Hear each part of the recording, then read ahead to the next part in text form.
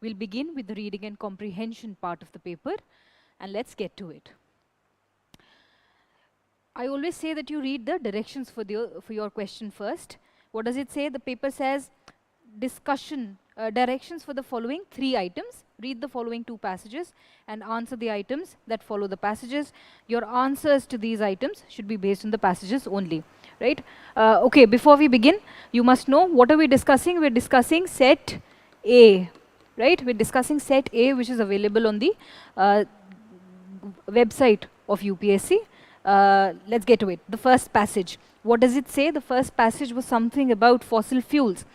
It says, the main threat to maintaining progress in human development comes from the increasingly evident unsustainability of production and consumption patterns. So they're saying that because the consumption and production patterns are so unsustainable, that is causing a threat to the development of human beings.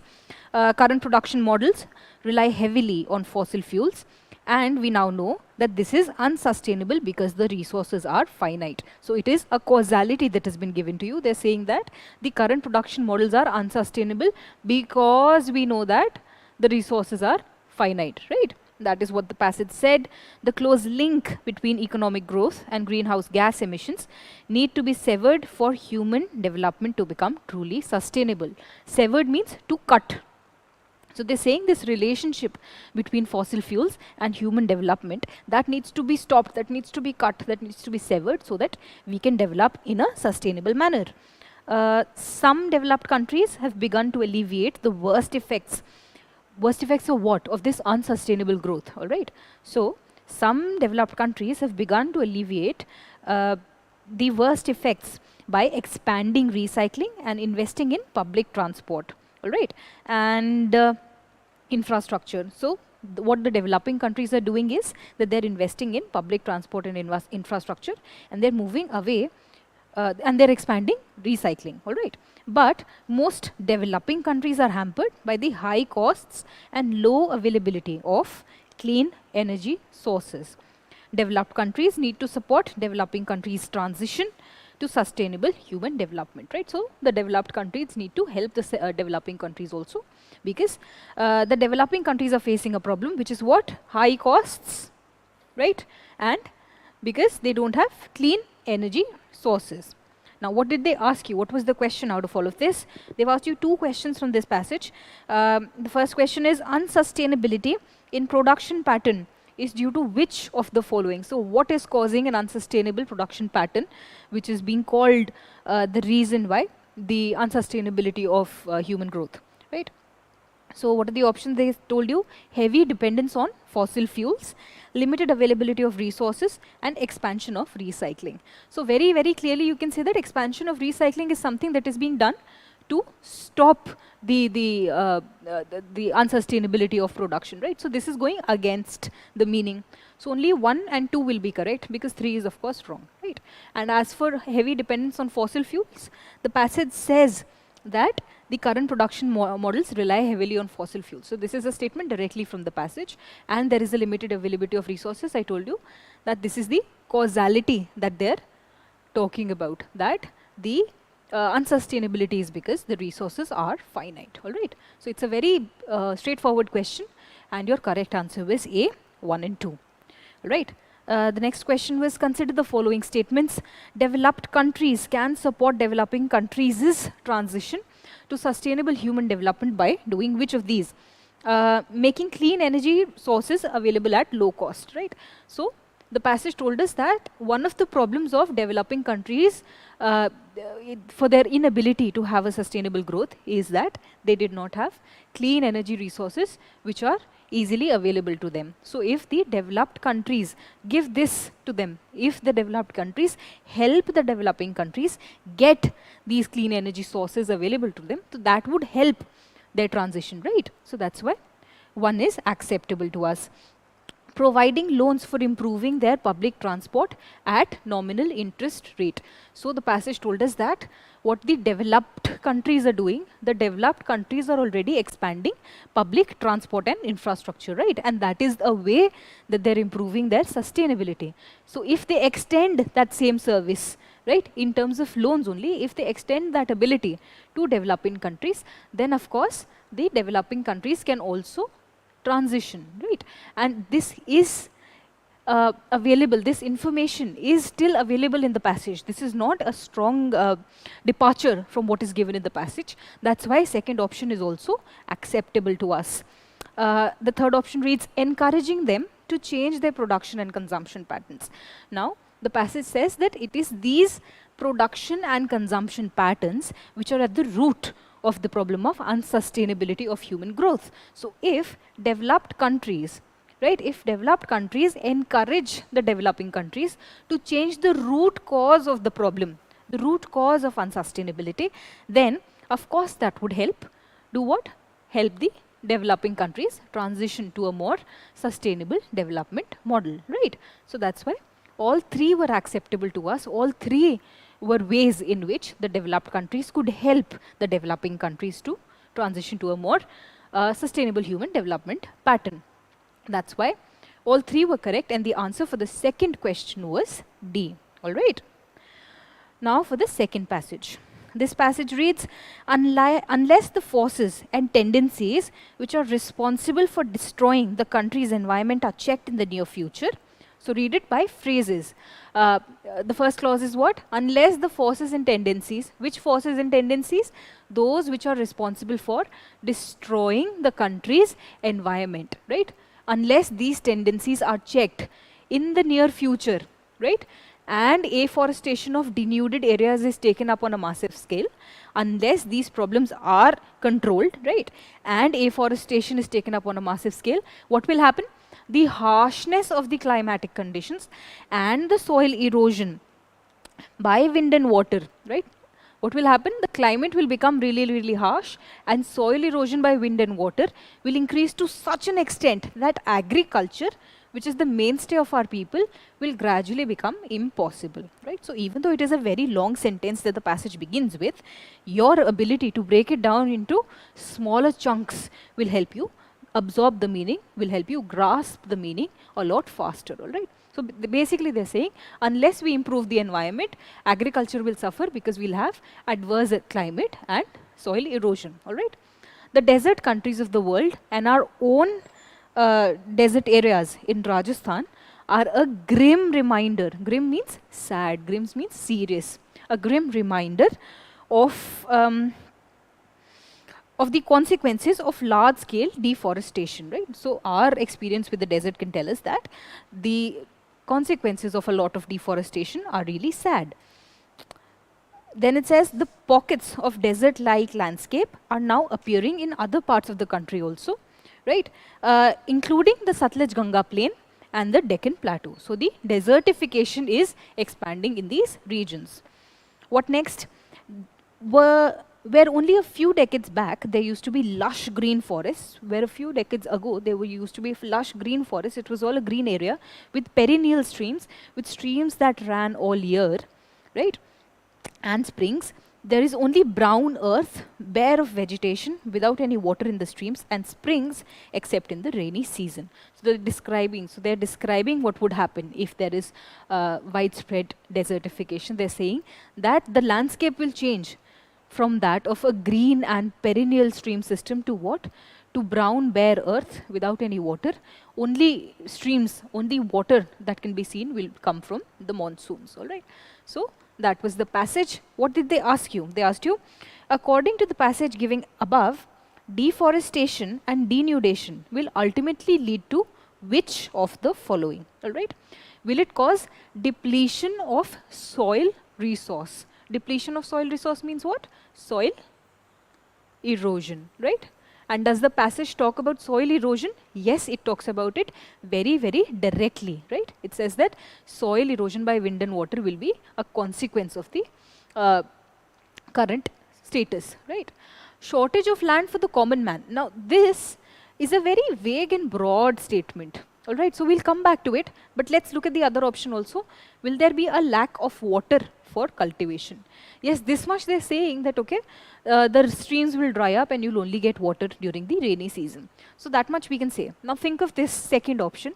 shortage of land for the common man. The passage is telling you that the land will degrade, the quality of land will go bad, and the passage is telling you that there will be a lot of soil erosion. Does that mean that poor quality of soil the same as lack of land or a shortage of land? It is slightly different, you understand? Just because the soil is eroded does not mean that the land is in short supply. Quality land for agriculture will become short in supply, right? And that part has not been mentioned in this second statement.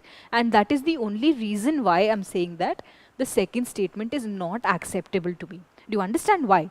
So that's why the second statement was not palatable to us, and the correct option therefore becomes 1 and 3 only, right? Because the specificity of land degradation is missing from the second statement, right?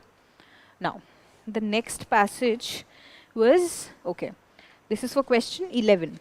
Now, in simple matters like shoemaking, the passage reads, in simple matters like shoemaking, we think only a specially trained person will serve our purpose, right? Even for somebody to fix your shoes, to make your shoes, you look for somebody with a specific skill set. But in politics, we presume that everyone who knows how to get votes knows how to administer a state, right? So here we are assuming for the politics of our country that anybody who can win an election is capable and has the skill set to be able to run, to be able to administer a state, right? That's what the passage reads. When we are ill, we call for a trained physician, right? When you're sick, you look for a trained doctor whose degree is a guarantee of specific preparation. The degree, the certification that the doctor holds, that the physician holds, that is a guarantee that he's had what? He or she has had specific preparation and have technical competence.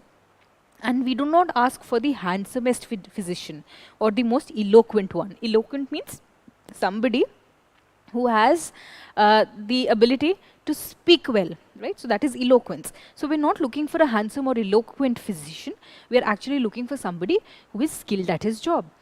Well then, when the whole state is ill, when the entire country is ill, when the whole state is ill and is suffering, should we not look for the service and guidance of the wisest and the best, right?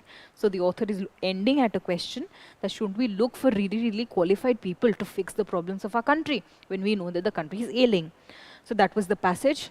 The question they asked you out of it was what? Which one of the following statements best reflects the message of the author of the passage? So what is the message of the passage? We assume that in a democracy, any politician is qualified to administer a state.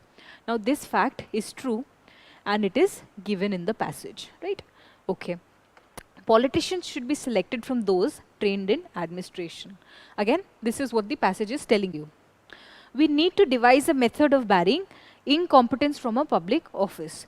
This is an implication which is quite far from what the passage is saying, right? The passage's scope ends where that we should look for people, shouldn't we look for people who are well qualified, right? So this option C is too far away from the passage. It's too much of an extension of a passage for us to consider it to be a message.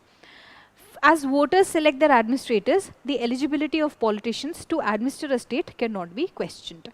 Again, this is too far away from what the passage is saying. This is an extension, this is an elaboration of a thought of the passage, right? This direct thought is not given in the passage. So you can easily eliminate C and D, that okay, these two thoughts are very, very far away from the passage. Now, how do you identify what reflects the message of the passage?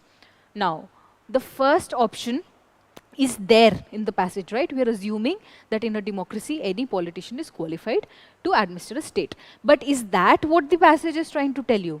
I've given you the technique. When you're looking for the message, try to construct a passage which would have this message. So a passage whose central and core message is the fact that we assume that in a democracy, any politician is qualified to administer a state. What would that look like?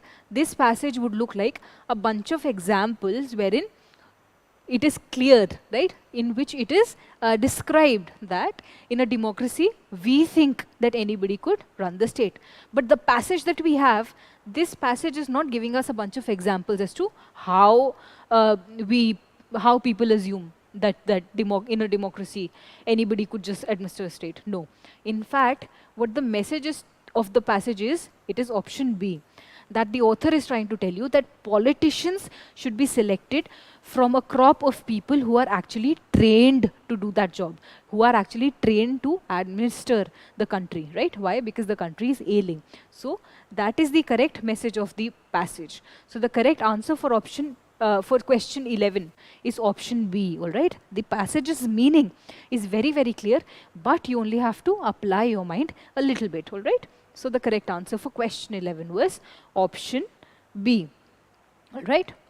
Moving on to the next passage, the poverty line is quite unsatisfactory when it comes to grasping the extent of poverty in India, right? So they're saying that the poverty line is not doing a very good job to estimate what the extent, the limit, the spread of poverty in India. It is not only because of its extremely narrow definition of what is poor and the debatable methodology which is used to count the poor. So two reasons why it's bad. One is because its definition is narrow and its methodology is flawed, but in addition, the author says there are more reasons. And what are the other reasons? But also because of a more fundamental assumption that is underlying it. There is a fundamental issue with the poverty line in the way that it understands, in the way it looks at poverty. Why? It exclusively, it here being the poverty line, it exclusively relies on the notion of poverty as insufficient income or insufficient purchasing power. So it's narrow because it's only looking at one type of poverty, which is insufficient income or purchasing power, right? They're only looking at the finance side of things. One can better categorize it by calling it income poverty. If poverty is ultimately about deprivations affecting human well-being, then income poverty is only one aspect for it. So the author is saying that if you think of poverty as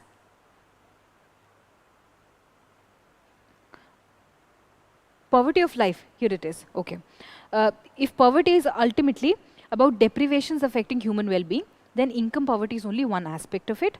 Poverty of a life, in our view, in the author's view, is what lies not merely in the impoverished state in which the person actually lives, but also in the lack of real opportunity given by social constraints as well as personal circumstances to choose other types of living. So what was this long sentence about? They're saying that the description of poverty given by a poverty line can be called income poverty, all right? And that poverty describes a what? Then only income poverty is only one part of what we understand poverty to be. Why? Because we think that poverty is about deprivations that are affecting human well-being. It is the lack of something which is not allowing a person to live well. All right, so that is the understanding of poverty. And poverty of life, in the view of the authors, is not only the impoverished state, it is not only the lack of money, but also the lack of real opportunities which are inflicted onto them. And how is that affected? That happens because there are social constraints, right? And there are personal circumstances also, because of which their choices in life are restricted. All right. Even the relevance of low incomes, meager possessions, and other aspects of what are standardly seen as economic poverty relate ultimately to their role in curtailing capabilities. So when you're only looking at income poverty, if you're only looking at the fact that somebody does not have enough money, even then what it actually means is that lack of money is stopping them from gaining access to something which could make their life easier, right? Which could make their life not only easier, but also make their life happy and well, it could give them well-being, all right? So their role in severely restricting the choices of people have to lead variables, their role in severely restricting the choices of people have to lead variable and valued lives, right? So basically they're saying that if there is income poverty, that means that the choices of people are severely restricted, right? And then they cannot have a variable valued life that they would want, right? So that was the passage. This passage is slightly long, All right, and it takes a little bit of application to understand what they're trying to say. But please, as I always say, when you're solving these type of questions, all you have to do is have some patience and stay with the meaning. Don't jump to the question, jump to the options. The main job you have to do is to read this passage with as much concentration as you can. Now, what was the question? Why is the methodology adopted in India to count the poor debatable, right? So why is this methodology of poverty line debatable in our country? There is some confusion regarding what should constitute the poverty line. So is the poverty line ambiguous? No, this is not what the author is saying. The author says that what? There are two problems which are clear and one fundamental problem in the understanding. The clear problem was what? That the narrow definition, right, and the debatable methodology, right? So this does not reflect what the methodology problem is.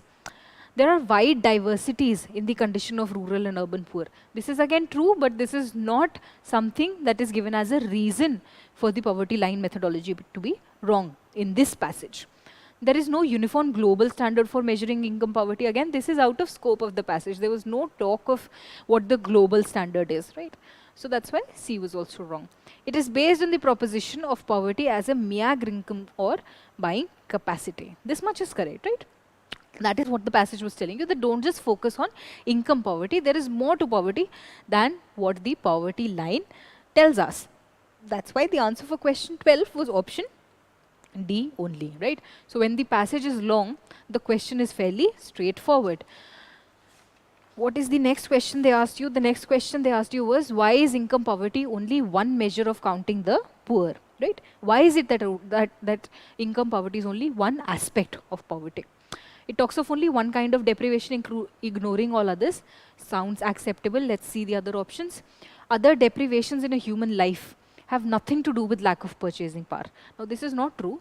They're linked, but income poverty is only telling you one aspect of it, right? The problem is, by only looking at income poverty, you might overlook the other types of poverty that are already existing in a person's life, right? But that doesn't mean that purchasing power and the other deprivations have no link.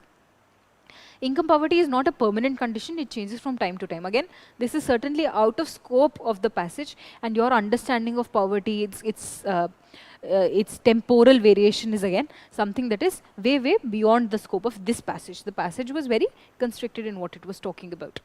Income poverty restricts human choices only at a point of time. Again, this is about the temporal variation of poverty, and this is not what the passage was talking about.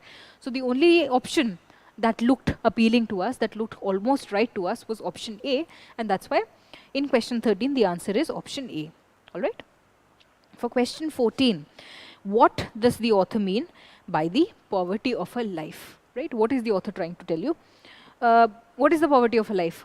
What is poverty in general, right? What is his understanding of poverty? All deprivations in a human life which stem not only from a lack of income, but also from a lack of real opportunities. This is what the passage was telling you, that okay, the poverty line is problematic because it's only focusing on income poverty, but there is more to poverty, right? It is actually, poverty actually means the deprivation of people from making choices that they would want to make in their life. So option A seems pretty acceptable to us, but we'll look at the other options also. Impoverished state of poor people in rural and urban areas. Is that what they were talking about as the poverty of life? Poverty of a life. This is again true, but this is not the complete meaning of what the passage is telling you. All right. That's why we are not accepting option B. Missed opportunities in diverse personal circumstances is again a part of what poverty is, but here it is ignoring the income part, right? The income poverty is overlooked here. Material as well as non-material deprivations in human life which restrict human choices permanently. It was very good till, if you saw the statement only till, that it restricts human choices, right? But this permanently, this one word permanently, has messed up this option for us. That is why D is not a luring option for us, because we are not talking about the permanence and temporal variation of income poverty, all right? We were only talking about the dimensions of poverty, and that's why only option A was correct for question 14, all right? So, let's move on. The next passage, let's see. In some places, yes, in some places in the world, the productivity of staples such as rice and wheat has reached a plateau. So they're saying the productivity was rising, but now it has plateaued, right? It is not increasing anymore. What? The productivity of rice and wheat with time, right? Productivity of rice and wheat, right? So that is plateaued. Neither new strains nor fancy agrochemicals are raising the yields. You can do whatever. You can find new strains, you can add fancy agrochemicals, but even that is not improving the yield. Nor is there much unfarmed left that is sustainable to be bought under the plow. So you can't even expand the area under production, under agriculture. So if global temperatures continue, if global temperature continues to rise, some places will become unsuitable for farming. What that means is that our land area, we don't have enough or good quality land area to expand to, and climate change is actually restricting and reducing the land area that we have for farming. Application of technology can help overcome these problems. Agricultural technology is changing fast. Much of this change is brought about by affluent farmers in the West or in the Americas. So a lot of the technological improvement is happening where? In the West, right, or in the American countries. Techniques developed in the West are being adapted in some places to make tropical crops more productive. So their techniques are being adapted in certain regions to make tropical crops more productive, to increase their agricultural productivity. Technology is of little use if it is not adapted. So if you don't use technology, then what use would it be? In the developing world, that applies as much to existing farming techniques as it does to the latest advances in genetic modification. So improvement of technology, updation of technology is not just genetic modification, but it also has to do with improving the existing farming techniques. What next? Extending to the small holders and subsistent farmers of Africa and Asia, the best of today's agricultural practices in such simple matters as how much fertilizers to apply and when would lead to greatly increased availability of food for humanity. Again, a long statement which is slightly convoluted in its construction. But let's see what they're saying. They're saying extending to the small holders and subsistent farmers of Africa and Asia. These are the people that we want to extend this technology to, people who have small land holdings. If we extend, what do we extend? We extend to them the best of today's agricultural practices, right? In what regions? In regions such, in such simple regions as to how much fertilizer to apply and when, changing their farming methodology, improving the technology of their farming techniques. That would lead to what? It would lead to greatly increased availability of food for humanity. Basically that the agricultural production would increase. So things like, and so would things like better roads and storage facilities.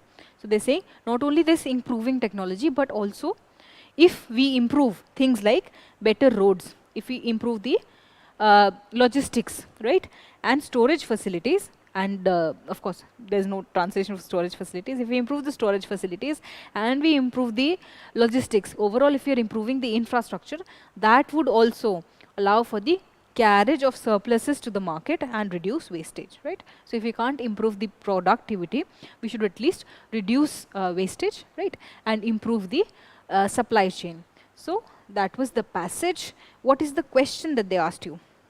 The question they asked you was, based on the above passage, the following assumptions have been made. What are the assumptions?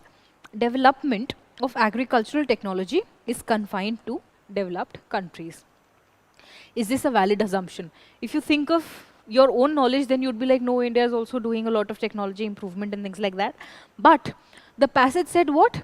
That most of this development is happening in West or in the Americas. And based on that fact, then we are talking about how to spread this technology. So if you're saying, has this assumption been made that all of this development is happening in the developed countries only, then that is acceptable to us. Why is this statement acceptable to us? Please try and understand this again. The passage is saying that most of the development is happening in the West and in the Americas, right? Over here. And based on that, Based on that, what we want to do, we want to spread this technology, what, to Africa, to India and all of the other developing countries. Now, if this assumption fails, then how can we talk about the extension of this technology? How can we talk about the sharing of that technology? That's why one is a critical assumption to make for the understanding of this passage. All right? That's why one is correct. Agricultural technology is not adapted in developing countries. So somewhere in the passage, it says that what is the use of technology if it is not adapted? Right, where is it? Technology is of little use if it is not adapted, right? So that is what they were trying to tell you, that technology is there, but it's not been used. And that's why we need to find better ways to transfer this technology, to share this technology with the developing world. And that's why option 2, the second statement, is also a valid assumption. I keep telling you, even in your preparatory, in your mock tests also, we talked about how an assumption has to go before the passage itself, right? The assumption is before the passage. The understanding logical understanding has to be that all of the information that is in an assumption will help the meaning of the passage. And these two statements are helping the train of thought inside the passage. All right. That's why the correct answer for question 21 is option C, both 1 and 2. Now, question 22 on the same passage. Based on the above passage, the following assumptions have been made. Poor countries need to bring about change in their existing farming techniques. Yes, because the productivity has plateaued and we need more food, we need to improve agriculture. Why? Because the expansion land has reduced. We don't have good land to expand to, and whatever land we have, because of climate change, that is also getting reduced, right? So basically we need to improve our agricultural productivity. That's why option 1 was correct. Now, developed countries have better infrastructure and they waste less food. Was this information given anywhere? What is the status of the food wastage in developed countries? That was not talked about anywhere in the passage. The passage in fact was saying that in the developing countries, right, in the countries in which the technology is not available, if there we improve the infrastructure and transport, then we could improve the market situation, right? So nothing was being talked about the developed countries. That's why for question 22, only option A was correct. For question 23, based on the above passage, the following assumptions have been made.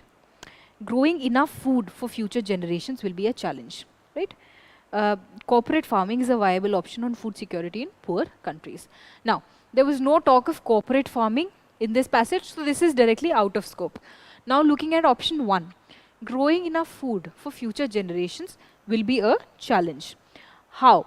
See, I told you, the passage begins with a description that agricultural productivity has plateaued and that thing about the area under agriculture is actually shrinking, right? So that means that for the future generations, because of these two reasons, growing enough food will be a challenge. And that is why all of the agricultural technology transfer and the proliferation of that technology has to take place, right? So that's why option 1 is correct. Right? You understand why option 1 is the assumption which is acceptable to us and 2 is out of scope. Therefore, the correct answer for question 23 will be A, 1 only. Now, the next passage is about natural selection. Let's see. Natural selection cannot anticipate future environments on the earth, right? Why? Because natural selection happens on the conditions that are available right now. All of the mutation and natural selection, all of that happens based on what is the situation in the ecology right now. Therefore, the set of existing organisms can never truly be prepared for the environmental catastrophes that await life.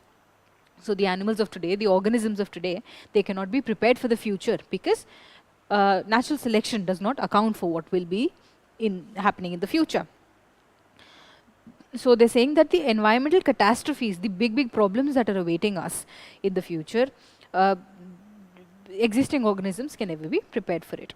An outcome of this is the extinction of those species which cannot overcome environmental adversity. So those who can't overcome adversity, they will get extinct, right? That is the survival of the fittest. This failure to survive, in modern terms, can be attributed to the genomes which are unable to withstand what? Geological vagaries or biological mishaps, infections, diseases, and so on. So they're saying, in our modern terms, we can say that this failure means that the genomes which are incapable of withstanding what?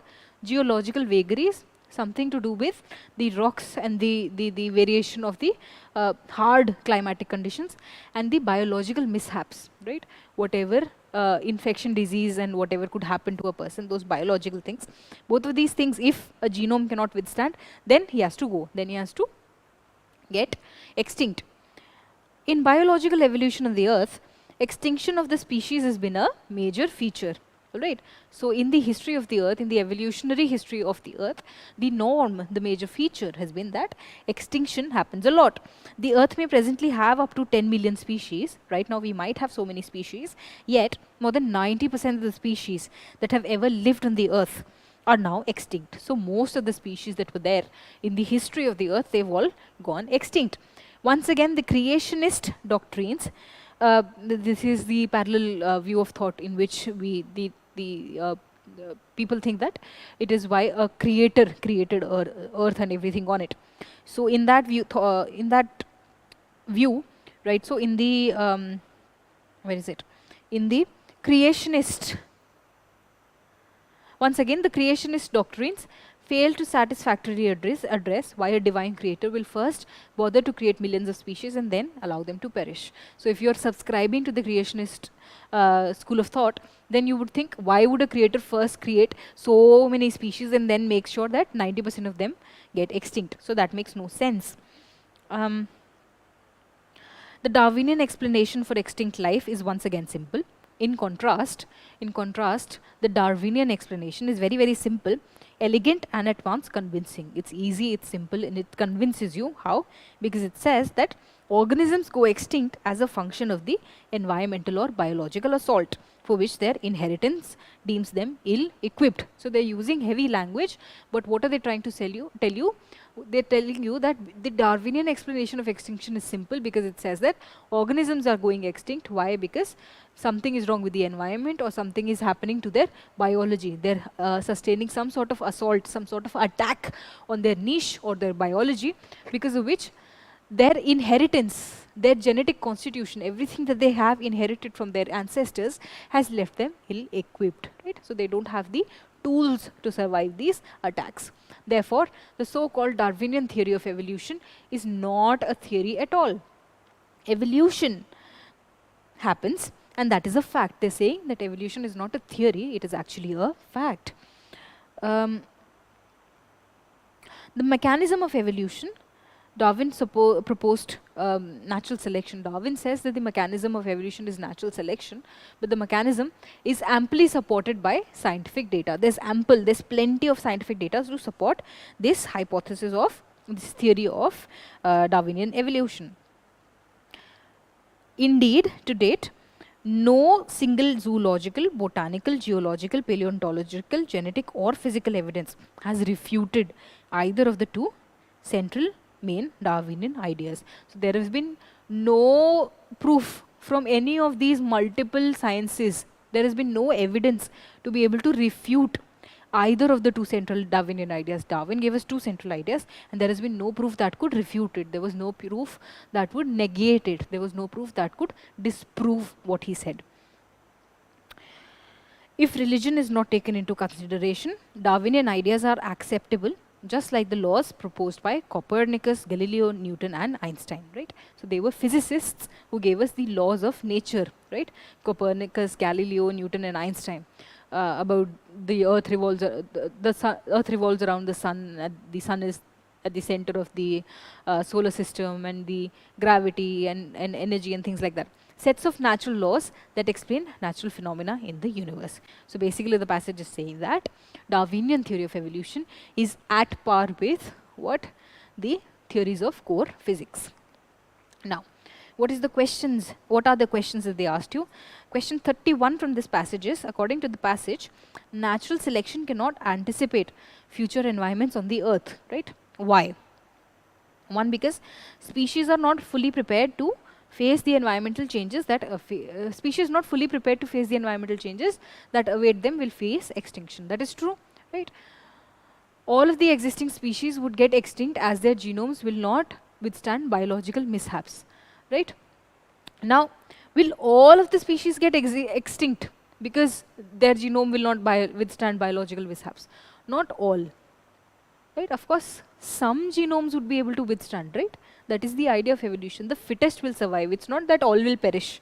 So that's why 2 was not acceptable to us. And if you're into elimination, as soon as you know 2 is not working, you know what your answer is. All right. But still, let's see. The inability of the genome to withstand environmental changes would result in extinction. Yes, that is what they were saying, that there can be an environmental assault or there can be a biological assault. Somebody whose genome is not able to withstand that assault, they will have to perish. So, what else? Extinction of species is a common feature. Yes, 90% of all species that were ever there in the evolutionary history of the earth, they have perished, they have gone extinct. That's why the correct answer for question 31 was option C. Now for question 32. The passage suggests that Darwinian theory of evolution is not a theory at all, right? Now why? It does not satisfy the creationist doctrine. The passage is not trying to tell us that creationist doctrine is the best thing and that is what will tell us what the situation, what the status of the Darwinian theory is. No. Clearly, the passage has put up the creationist theory, the creationist viewpoint, against, in opposition of the Darwinian theory, right? That's why these two things are completely opposite and they're not extending to how and what the merit of that theory would be, right? So they're not able to refute either. That's why one is not acceptable to us. The second option reads, the extinction is a function of the environment and biological assaults. Yes, this was directly given in the passage.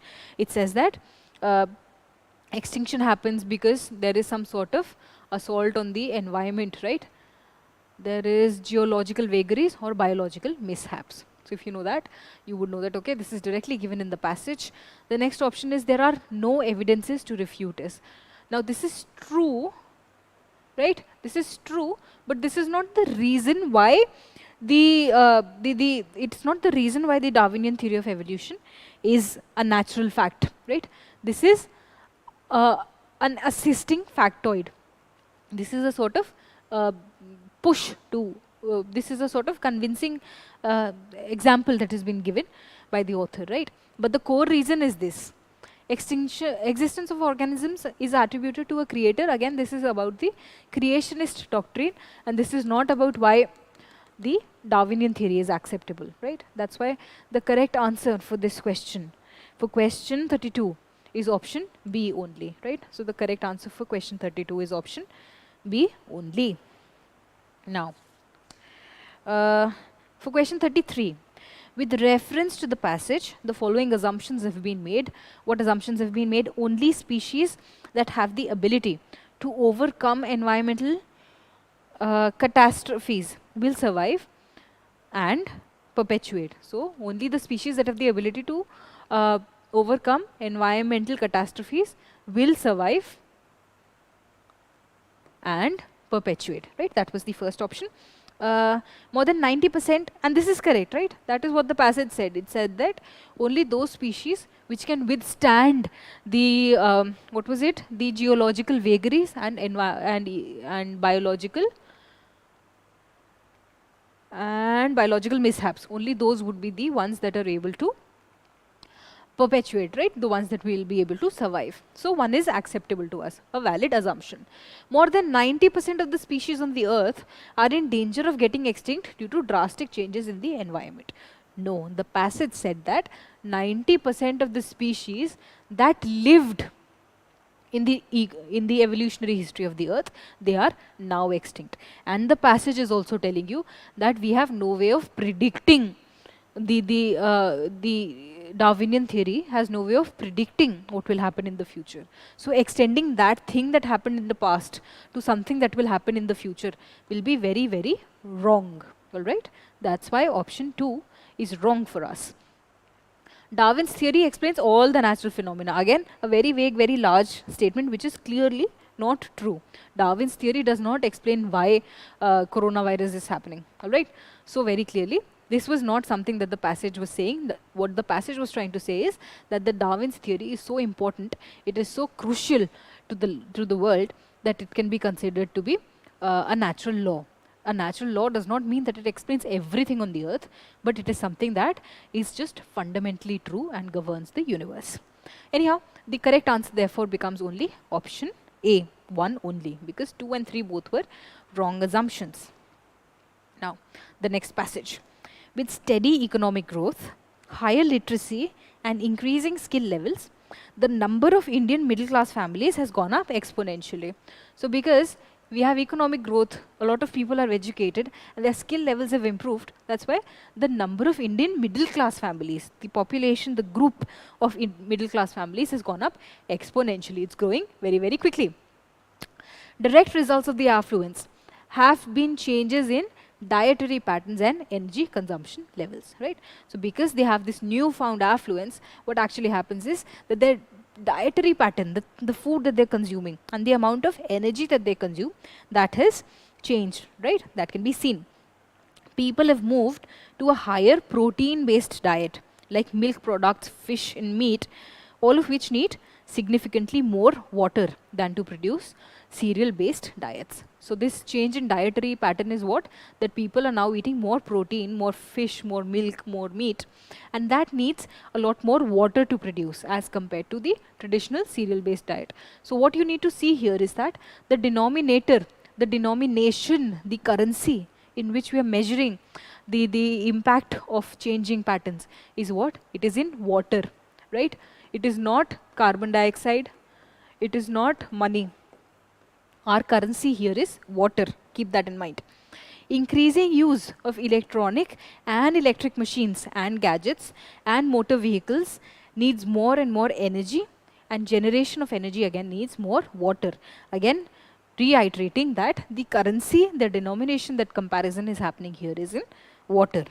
Now, what did they ask you? Which of the following statements best reflects the crux of the passage, right? So what is the core idea of the passage? What is the crux of the passage?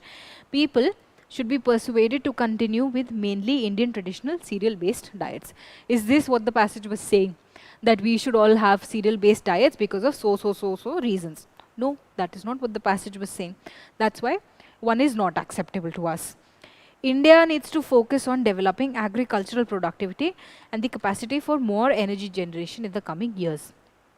This looks nice to us, and if we do not find a better option, we would want to stick to it. Why? Because it is addressing the problem that the passage has told you, that people's tastes are changing, so we need more energy and more diet. But again, we are not talking about agricultural productivity, we were talking about the increase in protein based diets, and we were talking about, I told you what the currency was. The currency was water, right? So there is one more step that was there in the passage, that option B is missing. Beyond agricultural productivity and energy generation, the central problem that the passage was talking about was overconsumption, over requirement of water.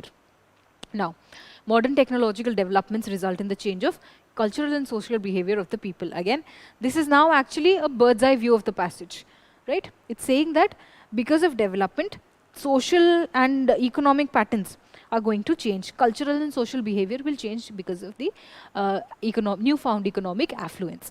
Again, very distant, but is this crux of the passage? Water management practices in India need to change dramatically in the coming years. Now, this is the core crux of this passage. Why? So this is why these reading comprehension passages are actually reading analysis, comprehensional analysis, logical analysis. Why? Because the passage is not directly telling you that, okay, you need to improve the sort of water availability that is there. But what the passage is telling you, that these 2-3 things are happening and that direct impact will be on water, right? Your understanding has to be that what has to be done now.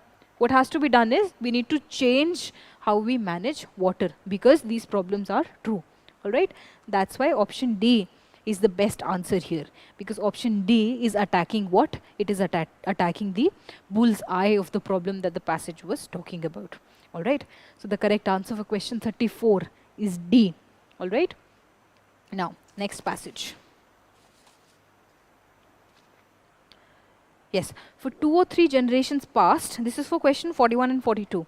For 2 or 3 generations past, ever increasing number of individuals have been living as workers merely. In the past 2 or 3 generations, most of the individuals are an increasing pattern of the number of individuals who are living their life as merely workers, as people whose identity is just that of them being workers, not as human beings. So that proportion of people is increasing. An excessive amount of labor is the rule today in every circle of society, with the result that man's spiritual element cannot thrive. They're saying that because in every circle of society we expect an excessive amount of labor, that means that man's spiritual element is not thriving. Why? Let's see. They're explaining that spiritual element cannot thrive. Why? Because he finds it very difficult to spend his little leisure in serious activities. There is too much labor, right?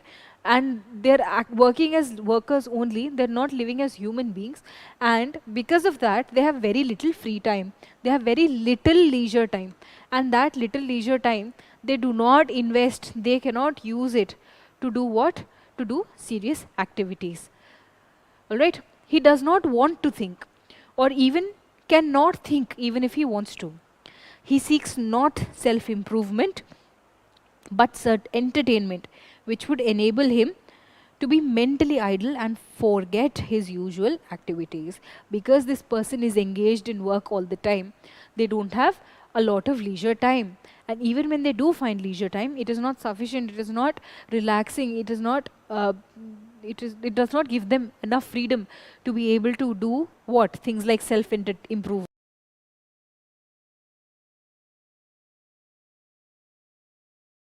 Mindless entertainment, something that lets your mind be idle and to forget his usual activities. Therefore, the so-called culture of our age is dependent more on cinema than on theatre, right? Because theatre is something that strikes you, right? Theatre is something that connects with you, something that influences you, right? It makes you feel something. Whereas cinema is just entertainment, pure entertainment, which leads your mental capacities to be idle. And our age is more dependent on cinema than on theatre, more on newspapers and magazines and crime stories than on serious literature. Because serious literature takes what? It takes your mental energy to be able to understand, to comprehend, and then appreciate it. So what the passage is saying, that people are basically just living as labor, right? We're only working as workers, and whatever time we have, we just want to get some mindless entertainment out of it so that we can relax. Now, what are the questions? The passage is based on the idea that man should not work hard. Is that what the passage is saying? That you don't need to work hard, you need only leisure? No, too far away from the passage, out of scope, and too distant. Alright, the greatest evil of our age is what? Overstrain. Attractive, but let's say man cannot think well. We are not putting questions onto the intellectual capability of human beings. Man cannot care for his spiritual welfare. Again, this is not about our ability, it is about how much time we have. That's why the only correct option, the only appealing option that is left for us is option B for question 41. The greatest evil of our age is overstrain. Man does not seek, question 42, man does not seek self-improvement because he what? Because he is not intellectually capable? He has no time to do so? Is he distracted by materialism? Or does he love amusement and is mentally idle? First and foremost, we're not talking about the intellectual capability. So one goes away. Does he love amusement and is mentally idle? It's not that. This is not the reason that man is not seeking self-improvement. It is because he has to seek out amusement. He has to seek out entertainment and leave his mind idle because he is overworked, right? So D is wrong. Now, is he distracted by materialism? Now think of this very, very carefully. If the person in question, if man in question, if humanity in question is only distracted by materialism, then the passage would tell you that people are working hard, people are only workers to do what? Because they want to buy 1, 2, 3, 4, 5 things. Right? What does materialism mean? That the sheen of new things, that the sheen of consumerism, that the sheen of just materialistic things, of cars, of diamonds, of jewelry, of money, of things that you can buy, big houses and furniture. All of that is what is attracting people, and that is why people are not interested in self-improvement. Is that what the passage was saying? No.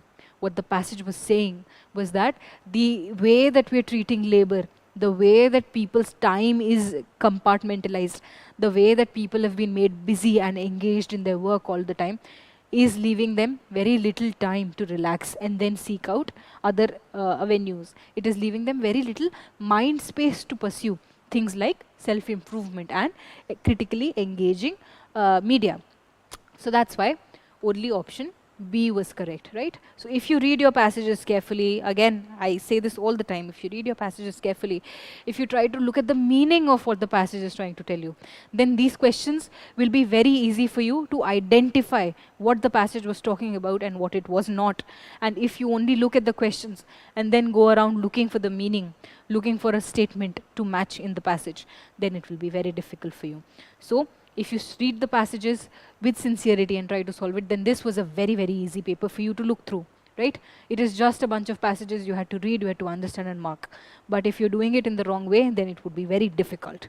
Now, this question now, the demographic dividend, which has begun in India and is expected to last another few decades, is a great window of opportunity, right? So you know about the demographic dividend, and the passage is saying that it's a big opportunity, it's a great window of opportunity that is there for our country. The demographic dividend is basically a swelling, it is basically a growth in the working age population, which conversely means, which also means the other idea on the other hand of things, which conversely means that the relative ratio of the very young to the very old will, for a while, be on the decline. That the ratio of the very old and the very young will decrease. Okay, what else? From the experience of Ireland and China, we know that this can be a source of energy and an engine of economic growth. From the history of Ireland and China, we know that this demographic dividend can help us to grow faster, right? It can be an engine, it can be something that is driving the growth of our country as also. The demographic dividend tends to raise a nation's saving rate, since in any nation, it is the working age population that is the main saver. So people who are working will be the one who will be saving money, and it is the savings that drive the growth of the country.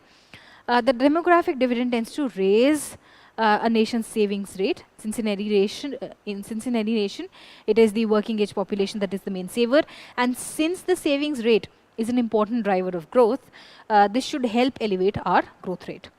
However, the benefits of demographic dividend depend on the quality of the working age population, and this implies bringing back the importance of education, acquisition of skill and human capital, right? So they're saying that, okay, demographic dividend means more savings, and more savings mean more growth, but the benefits of demographic dividend, they also depend on the quality of the working age population. People will be able to save only when they have sufficient income, and that sufficient income will come from what? It will come from quality human capital, right? Because they are well educated, they're valuable human capital, they have good health, they have good skills, things like that.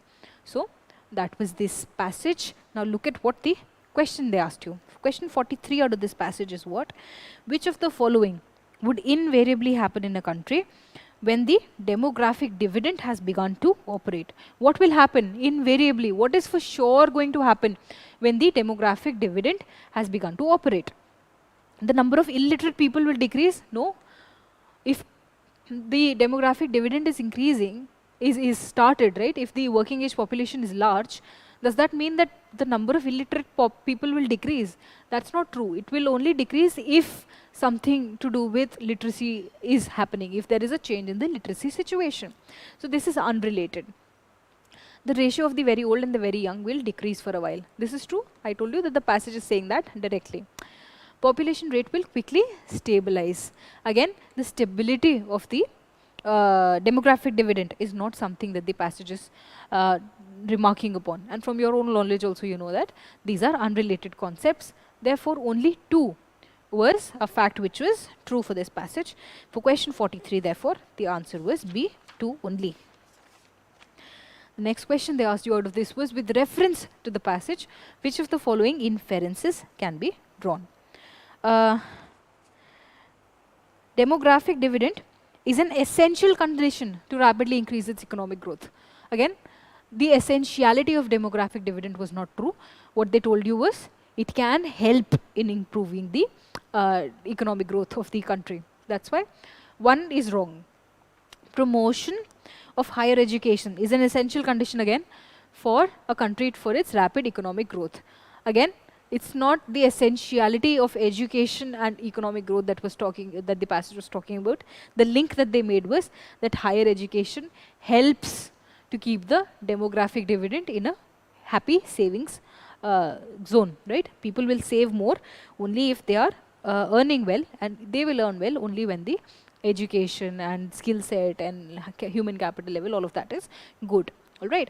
So that's why option 2 is also not acceptable to us. Very, very simply, the answer for this question becomes neither 1 nor 2. None of these assumptions were valid. None of these inferences were also valid. Even if you try to extend the meaning of the passage, that these 2 things are essential, that is not something that is happening in the passage.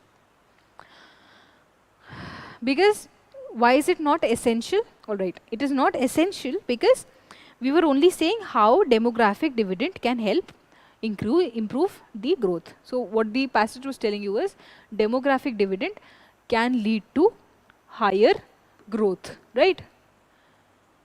And that demographic dividend, this has these 2-3 things that can help improve growth, right? But this entire passage, all of this discussion does not mean that any of this is an essential condition to growth. We are only examining this link, all right? So that is why these inferences cannot be drawn, all right? And that was your doubt. Now, the next passage is for question 51. In an economic organization, allowing mankind to benefit by the productivity of machines should lead to a very good life of leisure. If all of our work is done by machines, then we have a lot of free time. It will give us a lot of leisure time. And much leisure is apt to be tedious, except to those. Such leisure, having so much free time, is correct to be tedious. Tedious means something that is taking a lot of effort. Having too much free time will be tedious, is going to be difficult, except to those. It is going to be difficult except to only those people who have intelligent activities and interests. Only people who have something intelligent to do, only those people will find this leisure time to be not tedious, not something of problem, not something that is giving you too much, even more exertion. Because if you do not have intelligent activities, if you look at this statement from the other side, if you do not have intelligent interests, then this life of leisure will be tedious for you. All right, that is what the first half of the passage was talking about. If a leisured population is to be happy, it must be an educated population and must be educated with a view to enjoyment as well as to the direct usefulness of technical knowledge. What are they saying? They're saying that if you have a population which has a lot of leisure time, if it is a leisured population, and if it has to be happy, if this population of people with free time, if they need to be happy, what needs to happen? These people, they must be educated first and foremost, and they have to be educated in a way in which they see the acquisition of knowledge to not only be useful technically, right? Not only is it directly useful, but it is also something that they enjoy. Only then can they have intelligent interests. Do you see? They're saying that this new infiltration of machines will give you less work. All right? This less work means that people will have more free time, right? Now, if you have more free time, there can be 2 things that can happen. Either you have intelligent hobbies or you have bored hobbies. If you have bored hobbies, then you will not be happy. If you have intelligent hobbies, you will be happy. Why will you be happy? Because if these people who have free time, if they have intelligent hobbies, if they have if they are well educated, then they will look for more ways to educate themselves, and having more time to do that will make them happy, right? But if you do not have such engaging, if you do not have such constructive hobbies, then all of this free time that you have will eventually make you sad, right? So that is what the passage was telling you. What is the question that they asked you? The question they asked you was, which of the following statements best reflects the underlying tone of the passage? Underlying tone of the passage. What does that mean? That what is the passage giving you, what is the feel of the passage, right? Even if it's not saying it directly, what are they trying to convey? Are they saying only an educated population can make the best use of the benefits of economic progress? It sounds appealing. Let's look at the other options. All economic development should be aimed at the creation of leisure. No, this is not what the passage was saying. We are not pushing for creating more free time. The passage is actually telling you who will be able to use this free time properly. An increase in the educated population of a country leads to an increase in the happiness of the people. So there was no direct correlation here. This is not what the passage was saying, that if the people are educated, then they will be happy. There was one clause of free time in the middle. It is only educated people with a lot of free time. They will be happy in their free time if they're educated and they have intellectual hobbies. That's why C was wrong.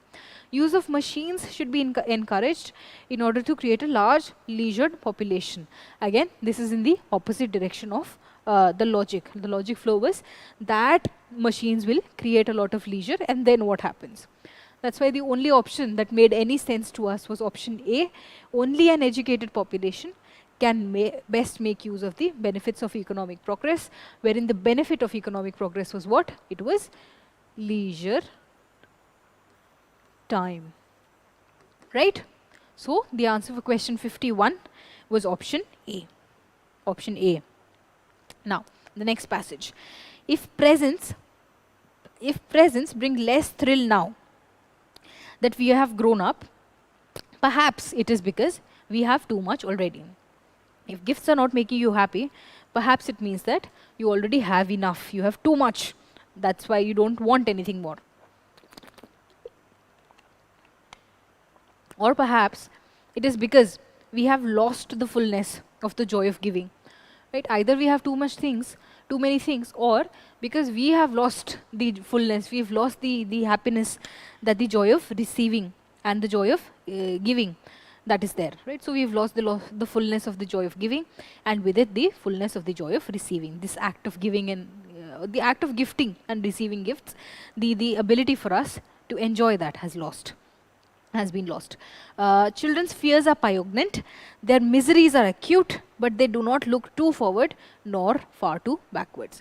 The children's lives, children who are happy to get gifts, their fears are poignant, they are strong, their miseries are acute, they come and they go, but they do not look too forward nor too backward. They are not engaged, they are not completely lost in the worry for the future and remorse of the past. Children are living in their now. Their joys are clear and complete because they have not yet learnt to always to add but to every proposition. They do not add a clause, they do not add worry, they do not add anxiety to all of the joys that are there in their present. Perhaps we are too cautious, a little too anxious, too skeptical. Perhaps some of our cares would shrink if we thought less about them and entered with more single-minded enjoyment into the happiness that may come our way. For you, what that means is you have to stop worrying of what the cutoff is and what it will be. You have to think, you have to believe that you've done well and start preparing for mains, right? That is what the crux would be for you from this passage. Perhaps we are too cautious, too anxious, too skeptical. All of our cares would shrink if we thought less about them and entered with more single-minded enjoyment into the happiness that came our way, right? What is the question they asked you? The question they asked you was, with reference to the passage, which one of the following statements is correct? It is not possible for the adults to feel thrilled by presents. The possibility has not been refuted, it's just that it has become hard, it's become difficult for people to enjoy. There can be more than one reason why adults feel less thrilled by presents. This is true because they told us that It is either because we have too much already, or because we have lost the ability of understanding. So they have given us 2 or 3 reasons. The author does not know why adults feel less thrilled by presents. Again, no. The author has given you 3 reasons of why this could be happening. Adults have less capacity to feel the joy of loving or being loved. So they were not talking about being loving or being loved and all of that. What the passage was actually talking about is whether or not we have the ability to live in the present and enjoy the small things that come our way. That's why the correct answer for question 52 was option B only. Now, question 53 from the same passage is, the author of the passage is against worrying too much about the past and the future, yes. Being in the habit of thinking about presence, no. This was a very superficial understanding of the passage. Not being thrilled by new things, again, this is not something that the passage is against. Giving and receiving joy only partially. Again, this is too far away, not something that the passage was talking about. The passage is against worrying too much about the past and future, and it's advocating that you live in the now, right? You stop worrying about the future, because that is how children who are happy to receive presents, children who are able to live their lives in their present, to enjoy the small things, they are the ones that we should copy. So that's why the correct answer for question 53 was A. Now, the next passage, the majority of the people, this is for question 61 and 62. The majority of the people who fail to accumulate money sufficient for their needs are generally easily influenced by the opinions of others. The people who are struggling to save their money, they are the ones who are generally easily influenced by external factors. They permit the newspapers and the gossiping neighbors to do their thinking for them. This is an outsourcing of thought that is happening. They will subscribe to whatever the newspapers or the people around them are saying. Opinions are the cheapest commodities on the earth. Everyone has a flock of opinions ready to be wished upon by anyone who will accept them. So every person who's walking around, they have a big bunch of opinions. And those opinions will be flocked upon, will be thrown upon anybody, any layman who's willing to accept those opinions. If you are influenced by opinions when you reach decisions, then you will not succeed in any undertaking. If your decision making is under influence by anybody around, then you will not be successful, because you're basically just subscribing to your environment. Question 61 from this passage now is, which is the following is implied by the passage? Most of the people do not accumulate money for their needs. Again, this is not what the passage was saying. You were talking about the people who do not accumulate money for their needs. They might have some characteristics, right? So that's why A is not acceptable. Most of the people never fail to accumulate money for their needs. Again, this is not what the passage was saying. There are people who fail to accumulate money for their needs. Now, this much is true. There is no need to accumulate money. Again, not true. So this is more like a logical analysis type question. What is the passage saying? What are the people being able to do or not being able to do? The passage is saying some people fail to accumulate money, right? And what happens after that? That's why only option C was correct. Question 62. What is the main idea of the passage? People should not be influenced by the opinion of others. Fair enough. People should accumulate as much money as they can. Again, no. People should neither give nor accept their opinions. Again, no. People will succeed in any undertaking if they do not accept any opinion at all. Again, no. You have to be very careful about what the passage was trying to say. I told you to look at what the crux of a passage is. You try to create what a passage of such a meaning would look like. Right? So if the main idea of the passage was that people will succeed if they don't listen to anybody, then you would have examples that, okay, so-and-so succeeded, so-and-so succeeded, so-and-so succeeded, because they refused to listen to people around them. But that's not what the passage was saying. The ending thought of the passage was what? Was that if you are a person who's only listening to people's opinions, then your decision making will be flawed, and that will reflect in the amount of success that you do or do not have, right? So that's why D was wrong. People should neither give nor accept opinions. Again, too far away from what the passage was saying. People should accumulate as much money as they can. Again, the passage was not telling you to accumulate wealth. No, people should not be influenced by the opinions of others. Opinions are a dime a dozen. That is what the passage was saying. That's why the correct answer for 62 was option A only. The next passage, a very, very short passage. Let's see what they asked. The social order is a sacred right which is the basis for all other rights. The presence of a social order, the presence of a social structure, of a social system is a sacred right. It is very, very important. It is the most important, it is the most sacred thing, which is the basis for all other rights. All of the other rights will come from social order. Nevertheless, this right does not come from nature. It's not a natural right and must therefore be founded on conventions. So social order has to be founded on conventions, and all of the other rights will flow from a social order. Very, very short passage. Now let's see what they asked you about it. It's just 2 lines. With reference to the above passage, which of the following statements is or are correct? Conventions are the sources of rights of man. Yes, that is what the passage says. Nevertheless, they have to be conventions. Conventions will create social order,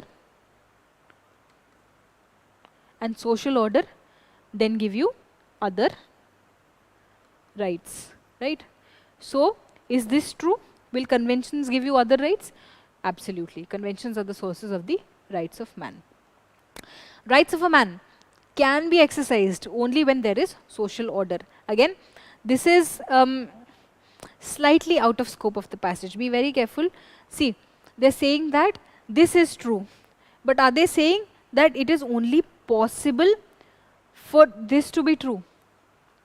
Right? It is a basis of all other rights, but will there be no rights? Will there be no exercising of the rights when there is a social order? Again, this is out of scope of the passage, right? This, I would classify this specific question to be slightly tricky, somewhat difficult, because it is only 2 sentences and you have to be very careful about what you grasp from these sentences. The correct answer for this question for 63 is therefore only 1. Again, the second option reads, the rights of the man can be exercised only when there is social order, right? We're talking about the exercising of rights. How do you exercise your rights? You have to have a mechanism of ensuring that you can do it, right? If you have a constitutional right, the laws that are there, they help you exercise those rights. So the passage is basically telling you how the foundation of your rights are there, right? The exercising, the practicality, the implementation is out of scope of the passage. So be very careful. The answer for question 63 therefore was only option 1. The next passage is, I think these are one of the last ones. Okay. To encourage research. To encourage research is one of the functions of a university. Contemporary universities have encouraged research not only in those cases where research is necessary, but on all sorts of other entirely unprofitable subjects as well. The function of a university is what? To encourage research. Today's universities, they're doing research, they're encouraging research, not only in places where it is necessary, but in some unprofitable subjects also. Right? Scientific research is probably never completely valueless. It's not like if you do some research, it can be completely valueless. There will always be some small value. However, silly and insignificant it may seem, however mechanical and unintelligent the labors of the researchers, there's always a chance that the results may be of value to the investigator of talent. So however valueless, however mechanical means just like a machine, robotic work, however unintelligent, even if the researchers don't have to apply their minds at all, even if their work is so mechanical and unintelligent, even then there is a chance that the results of this research can be of use to an investigator of talent, to somebody who's studying those results and has talent to look for patterns, who can use these facts collected for him by uninspired but industrious researchers as the basis of some fruitful generalization. That result, that data that has been generated by this research, that can be used for some fruitful generalization. By fruitful generalization means for creating some good theory. But where research is not original, but consists in the mere rearrangement of existing materials, that is the inquisitor of talent, right? If that job, where it is the object is not scientific but literary or historical, then there is a risk of the whole business becoming merely futile. If you're not generating scientific data, right, if you're just rearranging existing facts, and that is the objective is literary or historical, then there is a risk that all of this research could actually be pretty futile. It could be pretty useless. Question 71 out of this passage. The author's assumption about scientific research is what? Scientific research is never very valuable. All scientific research is useless. That's not what the passage says. It is sometimes very valuable. Okay. It is never without some value. This is more what the passage was saying. It was saying that even if it looks useless, then to some person that data that has been collected, right, that could be of use for some generalization, right? That's why option C is better. It is always very valuable. Again, wrong, right? So correct answer is only for question 71, option C. According to the author, not many research results can be of value to an intelligent investor. A research result is always valuable to an intelligent investigator. Is it always valuable? No. Not many can be. So they have to be really discerning? No. Any research result can be of value to an intelligent investigator, yes, even if the experiment does not seem fruitful, then to some intelligent investigator, those results could be useful, right? A research result must always be of some value to an intelligent investigator, no. The idea of putting such questions towards the end of your paper is that you would be so tired that all of these options look basically the same to you. So you will spend a lot of time trying to sort of sieve through these options. But right now we can very easily see that the correct answer was option C only. So when you are confronted with such questions, and I know you were able to do it, that you just have to push your mind a little bit, right, for the sake of this examination, to hold on to your concentration and see that this is again something that you could have easily done. So question 72, the answer was option C. The next passage, the last one in this section, is how best can the problems of floods and droughts be addressed so that the losses are minimal and the systems become resilient, right? That is what the author is asking you. In this context, one important point that needs to be noted is that India gets too much water, about 75% of its annual precipitation, during 120 days of June to September during the monsoons, and too little for the remaining 245 days. For the most part of the year, we're not getting enough rainwater. This skewed water availability has to be managed and regulated for its consumption throughout the year. This skewed water availability has to be managed and regulated for its consumption throughout the year. Fair enough? Pretty straightforward. What did they ask you? They asked you, which of the following best reflects the most practical, rational and lasting solution? Alright, it has to be practical, you should be able to do it. It has to be rational, it has to make sense, it has to come from logic, and it has to be lasting. It should not be a band-aid, right? It has to be a permanent solution. Constructing huge storage tanks and canals across the country. Is this practical? This is not practical. Changing the cropping patterns and farming practices. Again, out of scope of the passage. We were just saying that there is water, most of our water is coming in these, how many? 120 days. So will cropping patterns and farming practices change how much water is available? Again, too far away, out of scope. Interlinking of rivers across the country. Did they talk about what will happen if the rivers are connected? This is something that is coming from your knowledge, right? That's why it is not inside the scope of the passage. I will say that this is out of scope of the passage. Buffer stocking of water through dams and recharging aquifers. Now this is closest to what a solution could be for this passage, right? Buffer stocking of water, because our water availability is what? It is skewed. It is because it is erratic, right? So we need buffer stocking for that. And how are we going to stock this buffer? By dams and recharging aquifers. That's why option D was the only which was appealing to us. That brings us to the end of that brings us to the end of the CSAT questions from your paper. I know that you were able to handle them very, very easily. And I wish you all the best for your upcoming mains examination. Please start studying as soon as you've taken your break, as soon as you've had some time to recharge, to relax. Put all of your efforts to preparing for mains.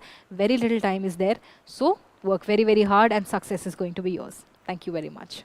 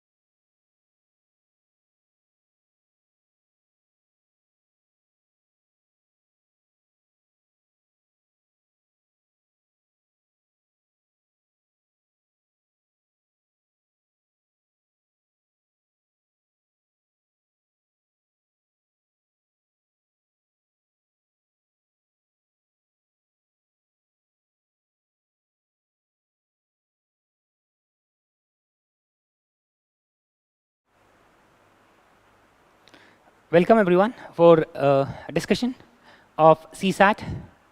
Now we'll be discussing the segments of quant, reasoning, including data sufficiency, etc. In terms of a number of questions, there are about 50 to 53 questions from the quant and reasoning segment, and that leaves about 27 to 30 questions for reading comprehension. So the trend in this manner has been the same. In terms of nature of paper, one can definitely say that difficulty level is higher. The reason for that is not nature, not just not the difficulty level of the questions, but nature of questions. We see some questions which are so lengthy that even at room doing them is time consuming. Then some questions require so many permutation combinations to be run in head that under exam stress it becomes difficult to carry them forward. So those are the challenges which we are facing. The key again in this entire CSAT is to do this is, let's say there are about 50 questions including reasoning. So you do your reasoning and let's say there are about 30 to 35 questions from quant. Pick those 10 to 15 to 20, let's say 10 to 20 easy questions, solve them and move forward. Doing all the questions of quant may not be easy or difficult. So that is the best strategy to tackle these questions. Let's start with the discussion. Okay, so see the first question. They're asking what is the value of x in the sequence. Now see here the sequence given is 20, 10, 10, 15, 30, 75, and of course x. See, this is 0.5 into 0.5. This is into 1. This is into 1.5. This is into 2. This is into 2.5. And this is into 3. Naturally, the answer would be 25. That is D. So you can see the question is actually simple, depending on how you handle this question. But overall, if you are able to come to this level, it would be easy. Let's go to the next one. Now, this is a tricky question, which ideally you should not be attempting in the exam, simply because the nature of the number of combinations which are required to run through are very high. See, it says it's a 7-digit number. If you see here, these are 7 digits. So let me put 7 here.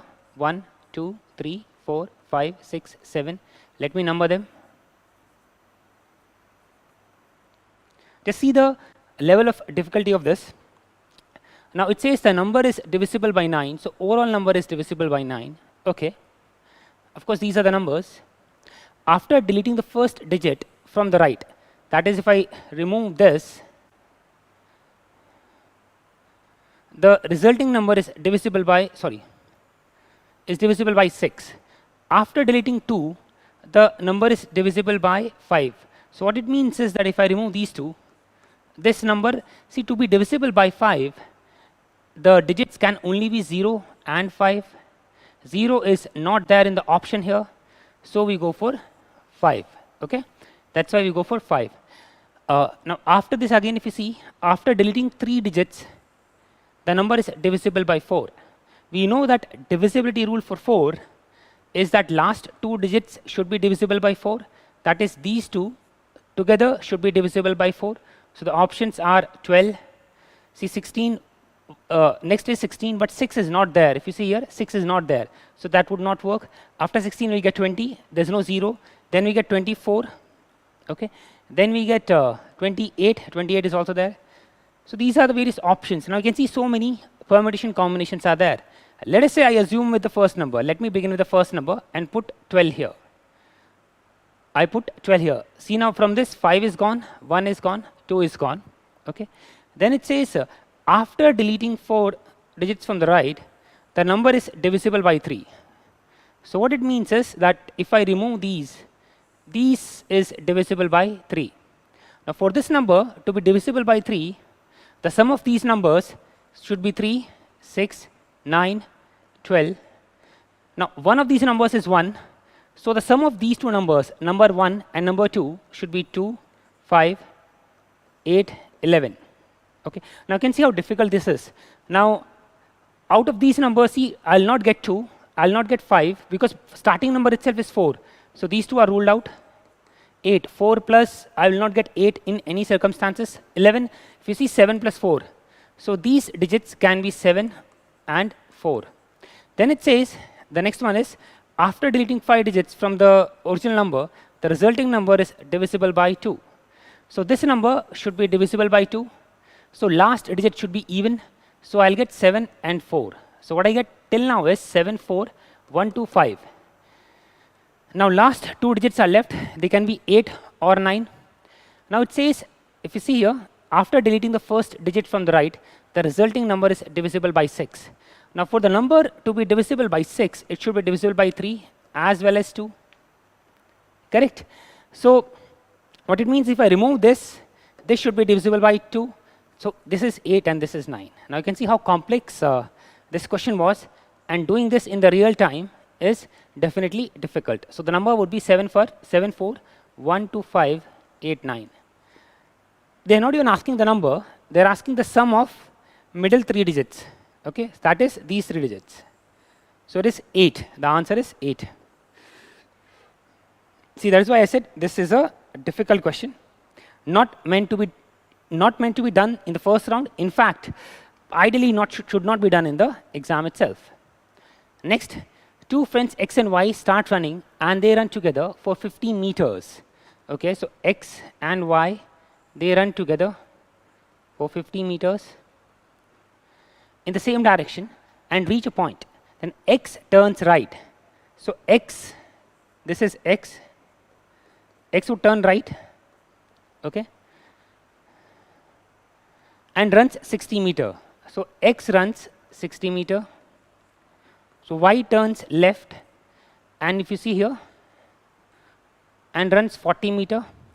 So Y runs 40 meter. Then X turns left and runs. So after this, they again turn back and run 50 meter. So the distance is 60 plus 40. That is 100 meter. A relatively easy question. Everyone should have attempted this, and you should have got the answer for this question. Now this question, they're asking for June 2099. So how we write this is 2099 to get the calendar. Just a minute, guys. 2099. This can be done as 2000 plus 98 years plus January, February, March, April, May, and then finally June. Now, if you remember, if the year is divisible by 400, the number of odd days is 0. So the number of odd days here would be 0. Now for this, there will be 24 leap years. How we get leap years is divide 98 by 4. If you divide 98 by 4, you will get leap years. This will be 24 leap years and 74 normal years. This will contribute to 48 odd days. This will give 74 odd days. Now for the table of months, we get 3. January will give 3 odd days. See, 2099 is not a leap year, so Feb will give 0 odd days. Then you'll get 3 odd days here. April will give 2 and May will give 3. So total we get 133 odd days. Now to get the exact day, we divide this by 7 and we get 0. If you remember from the coding, see, when we get 0, to get Sunday, what we have to do is we have to get 0 or 7. Now since 0 is not a date, the next option is 7. So the answer would be 7th June.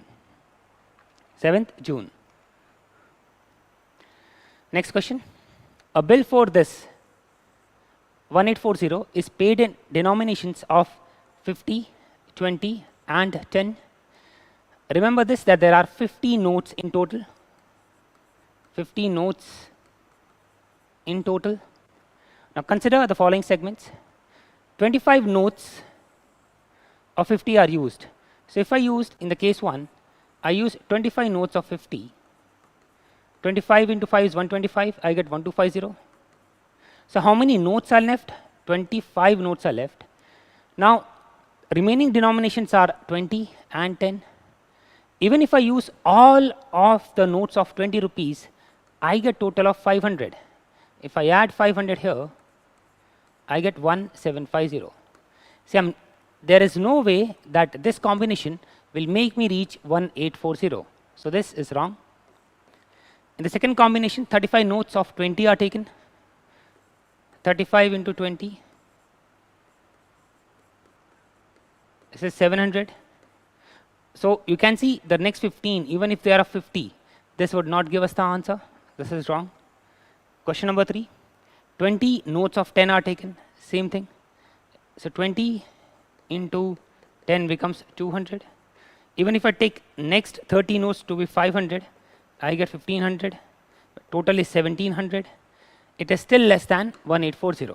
So in this case, none of these combinations, since they're asking for not correct, all these combinations are incorrect, or none of these will give us the required answer. Which number amongst these? Okay, this is 2 to the power of 40, 3 to the power of 21, 4 to the power of 18, and 8 to the power of 12. Now, see, I can reduce this to 2 square 18, which is 2 to the power of 36.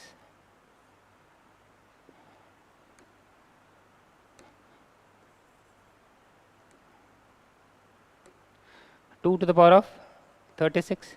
See, this will become 2 cube into 12, again 2 to the power of 36. So both of them are equal.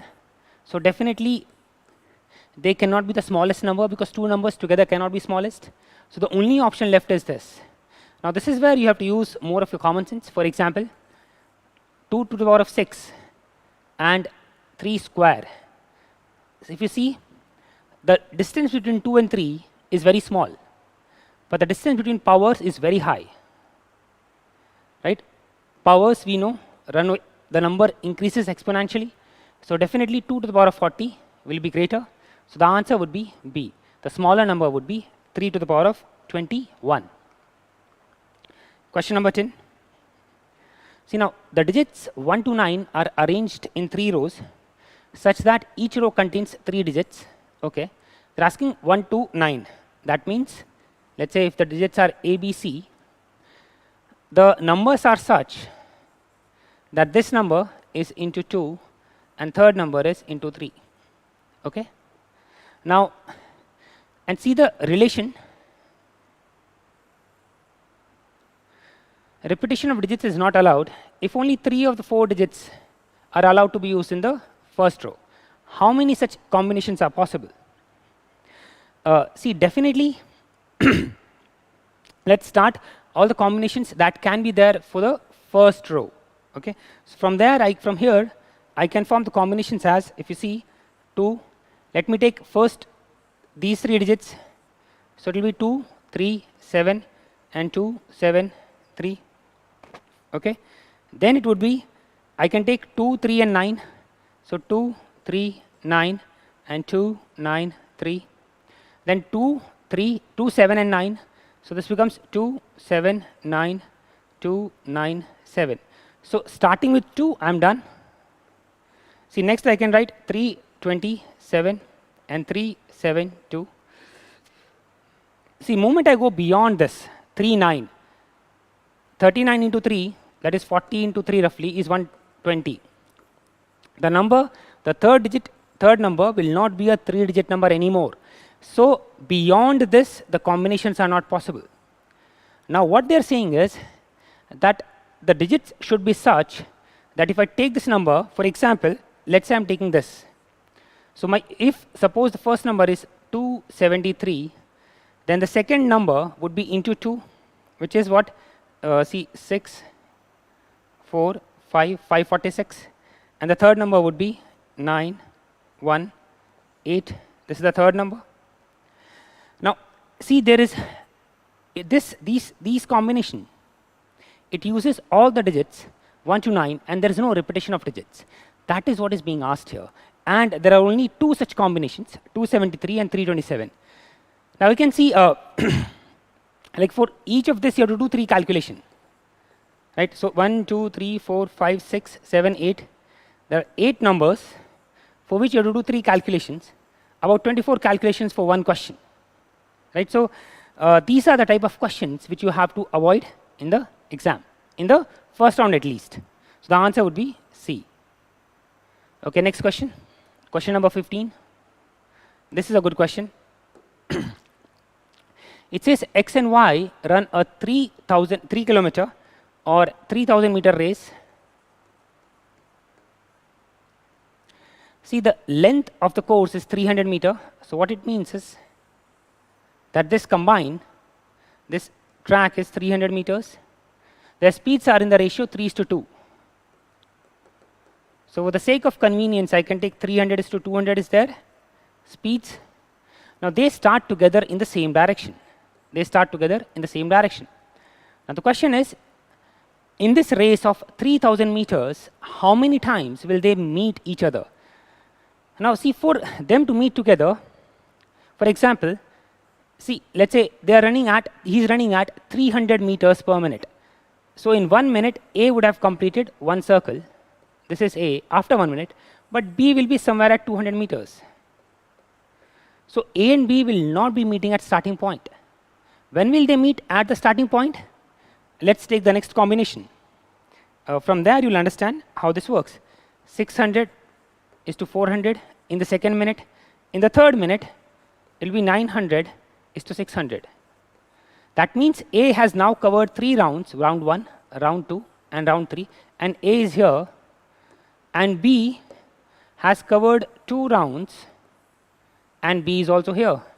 So when both these numbers are divisible by 300, that is when they would meet again. So this is the first such combination. Now second such combination would be 1800 is to 1200, and third such combination would be 2700 is to 1800, after which this will reach 3000 meters and the race would end, right? So there will be total of 3 combinations, 3 such interactions. Again, a slightly tricky question.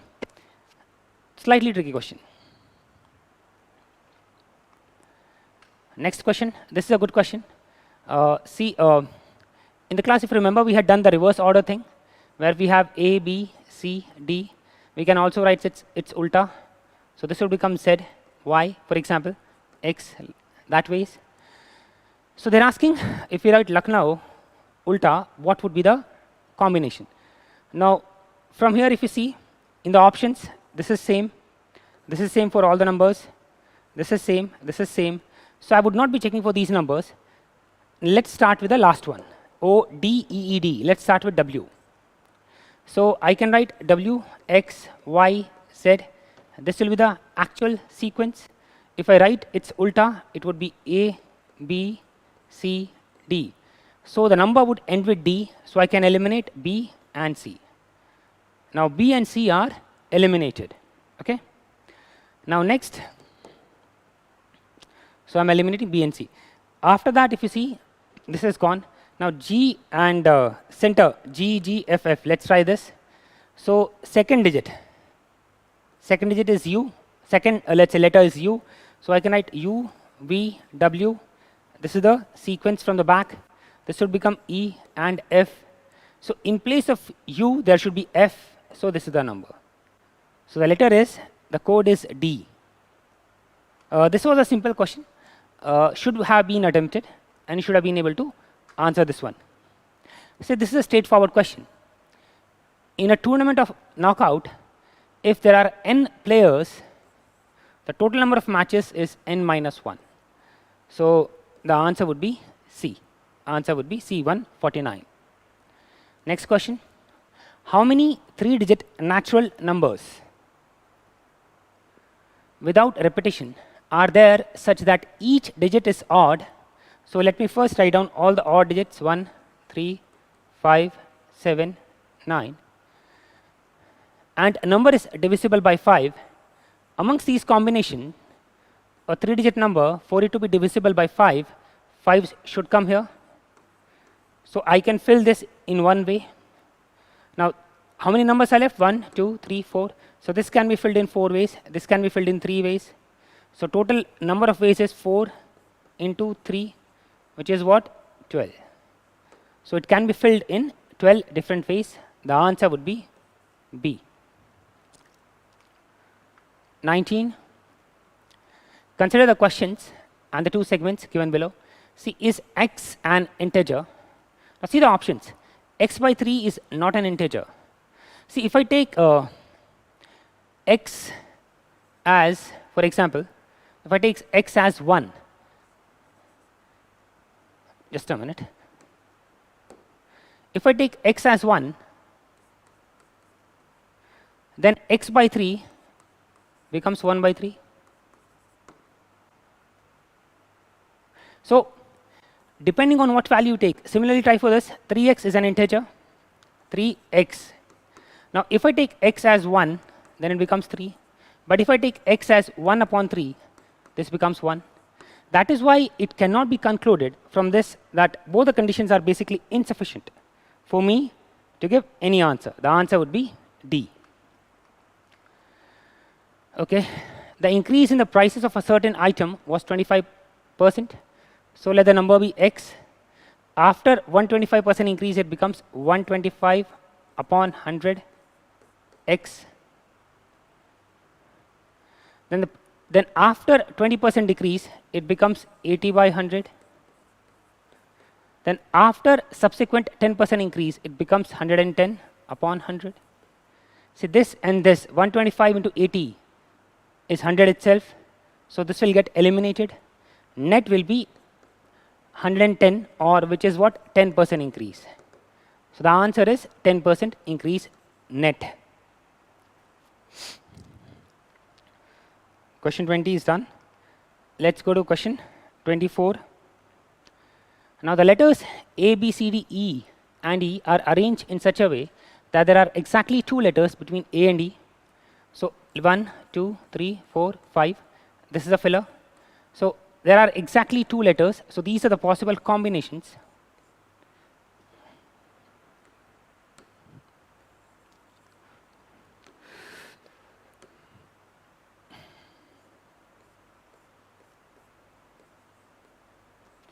These are the 2 possible combinations.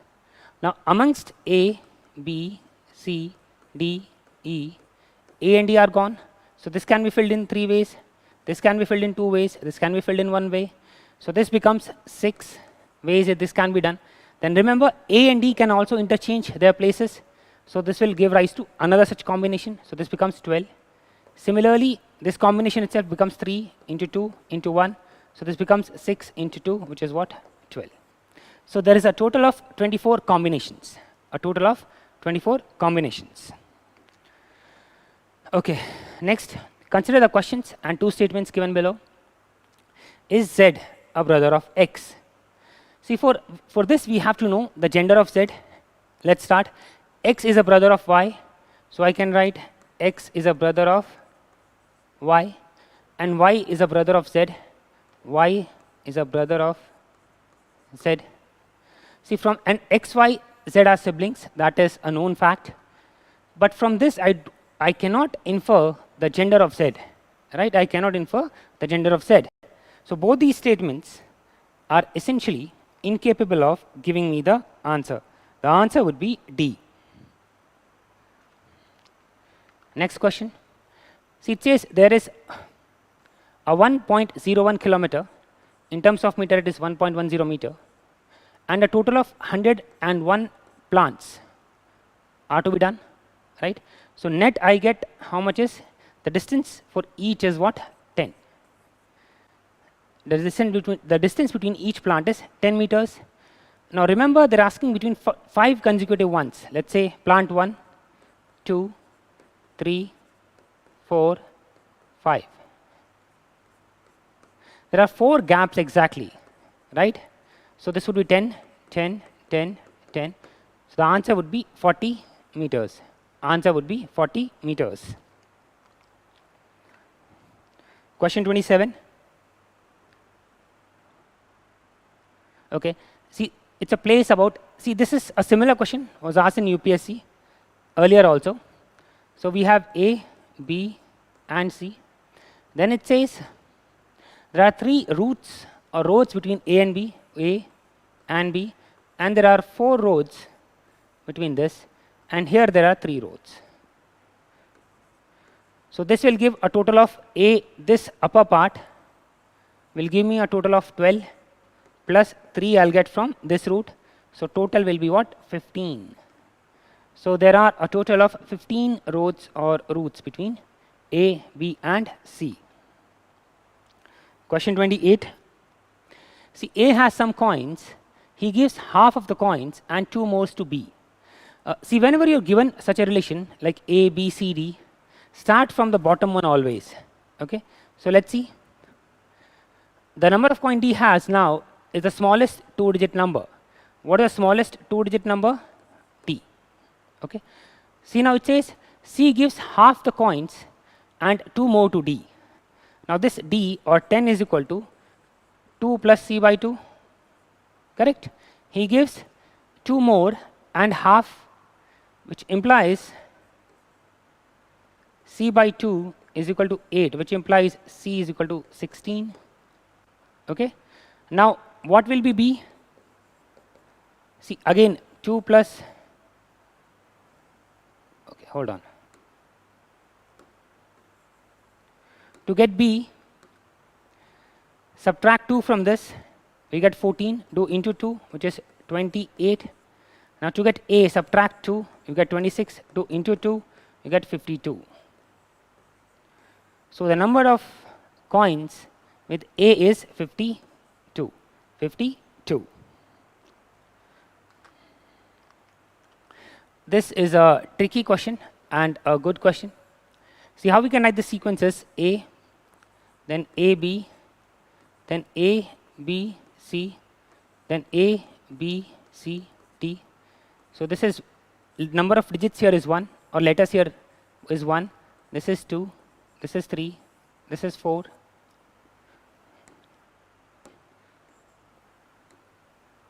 This is 4.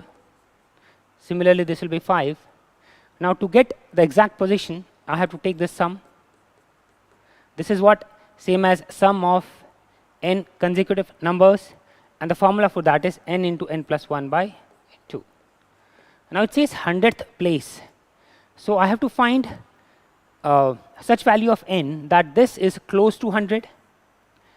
Now with some combination you can easily get that this is 13 into 14 by 2, which is what? 13 into 7, which is what? 91.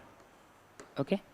So such combination will repeat, and we would have reached 13 letters. So 92nd place will be A, 93rd will be B, 94th will be C. Similarly, you will get I as the answer. So 100th place will be taken by I. The answer is I, C. Next question. 3 persons, A, B and C are standing in a queue, not necessarily in the same order. There are 4 persons between A and B. So one such combination is A and B. There are 4 persons. And 7 persons present between B and C. 7 present between B and C. Then if there are 11 persons ahead of C and 13 behind A, what would be minimum number? See, since we have to minimize, just check another combination. A and B is 4, which we know. Now I'll put C here. And what is the distance between B and C? Distance between B and C is 7. So 4 plus Y, 4 plus A is 5. So there will be 2 people here. Now you can see this total, only this A, B and C would be 7 plus 4, 11, 11 plus 3, 14. This is 14 numbers. And here it is 4 plus 2, 6, 4 plus 2, 6, 6 plus 3, 9. Definitely this is lesser.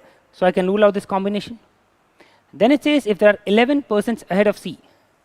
11 persons ahead of C. So ahead of C there are 11. And then 13 people behind A. 13 behind A. So this will become 10 and this will become 3. The net number of people or minimum number of people is 22. 22.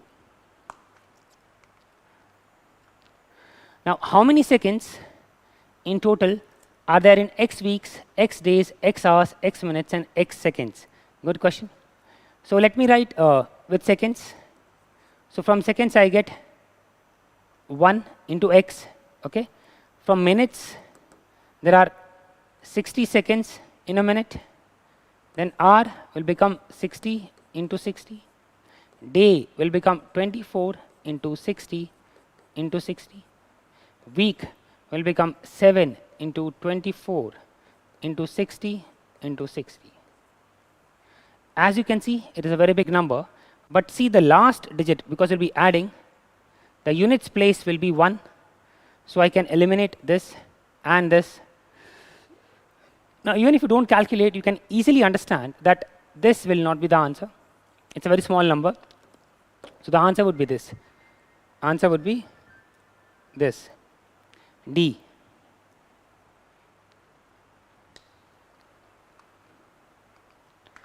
(36). Now P, Q, R, S, T, U are 6 members of a family. Start always with the known ones. So R is the spouse of Q. R is the spouse. I don't know the genders of these two. Then U, okay, I have no sequence with U. S, U. See it, I have no sequence with this. No, no. P, and here R's son is P. So R, the son of R is P. So this will be positive. Okay. So now strike this off. Then P's daughter is T. P's daughter is T. Now take this off. Then it says U is the mother of T. So this will come here. U is the mother of T. So take this off. So and S is the daughter of U. S is the daughter of U. So this is what I know. Then it says which of the following is correct. Q is the grandfather. See, I don't know about gender of R and Q. So this is gone. This is gone. This is gone. Only option left is this. Only option left is D. Question 37. Again, a good question. See, how far is, they're given us 3, let's say, cities. Now consider the following statements. 3 cities, P, Q, and R. So P, Q, and R. It says city Q is 18 km from R. City Q is 18 km from R. And city P is 43 km. City 3 is 43 km. Okay. See, from this, I don't know the combination between, for example, it could be Q, R, P this way or the other way around. So it becomes difficult to know the exact relation between P, Q, and R. That's why the answer would be D. That both these options do not help us come to the exact answer. Now try this question. See, all pens are book. All pen are book. No chair is a pen. So I'll put no chair is a pen. Now see the options. Some chairs are pen. See, chair and pen cannot intersect. This is wrong. All books are chairs. All books are chairs. Definitely not possible. All chairs are books. All chairs are book. Again, not possible. No. So from here itself, if you see, conclusion 1 is not possible, 2 is not possible, 3 is not possible. So the option left is D. Only option left is D. 38, the answer is D. 39. See, now some doctors are teachers. So the standard map is this. Then all teachers are engineers. All teachers are engineers. This is one possible combination. All engineers are scientists. And this is the next one. Now see the conclusions. Some scientists are doctors. Some scientists can be doctors. Yes. So this is correct. All engineers are doctors. All engineers are doctors. See, it says some doctors are teachers. So this combination is not possible. Then it says some engineers are doctors. Some engineers are doctors. Definitely yes. So conclusion 1 and 3 are correct. 1 and 3 are correct. C. Question 40. Now 8 students sit in a circular table, equidistant from each other, facing the center, not necessarily in the same order. B and D neither. See, if you in this question, it's no exact position or very few exact position is given, and data is vague. That will lead to a lot of permutation and combinations. So see, this is one such combination you can take for your reference.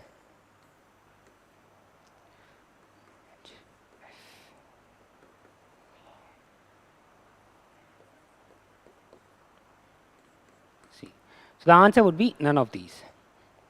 Answer for this would be none of these. This is not a first round question. This is not a first round questions. Next, 5 friends purchased some notebooks. The relevant information is given. See, now Z purchased 8 notebooks more than X did. So from the first one I get Z is equal to X plus 8. Then P and Q together purchased 21 notebooks. P plus Q is equal to 21. Then Q purchased 5 notebooks less than P. So that means P minus Q is equal to 5. If I just add this up, I get 2P is equal to 26, which implies P is equal to 13. So this is something you can take for your reference. Then, see, since I know P, let's, from here itself I can find Q from this equation, right? So from here I get Q is equal to 8. Okay. Now see the fifth point. P purchased 5 notebooks more than X did. So X will also become 8. Now Z is equal to X plus even number.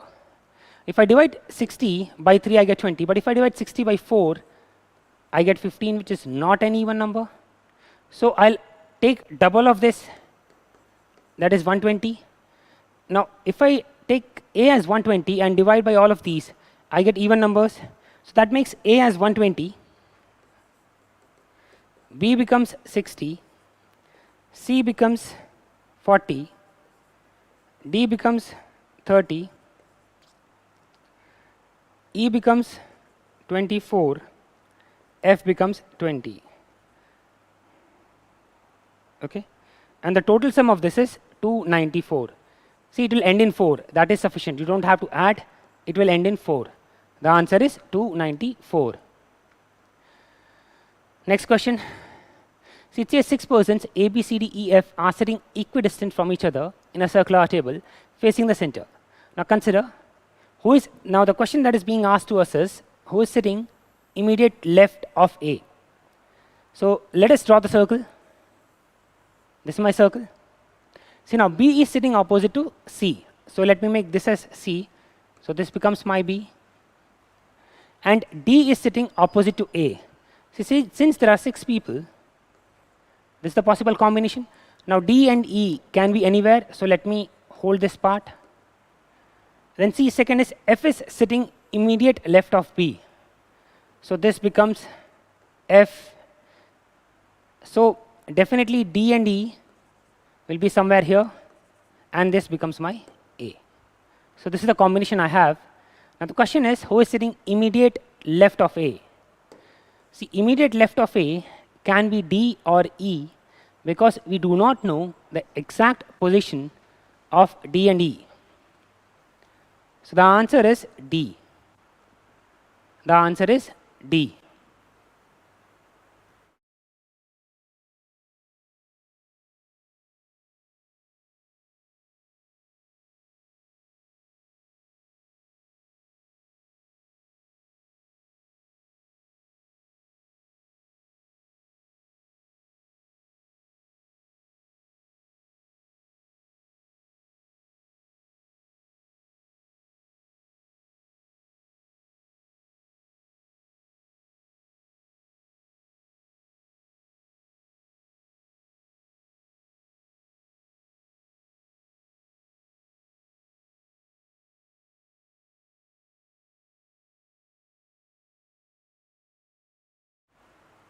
Yeah, sorry for the technical delay.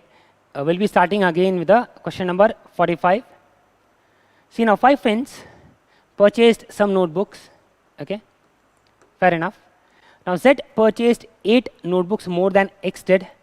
So I can write Z is equal to X plus 8. Now P and Q together purchased 21 notebooks.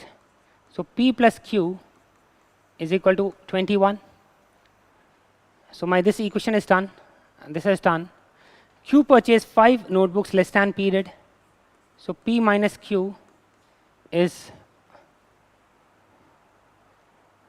just a minute guys, yeah, P minus Q is 5.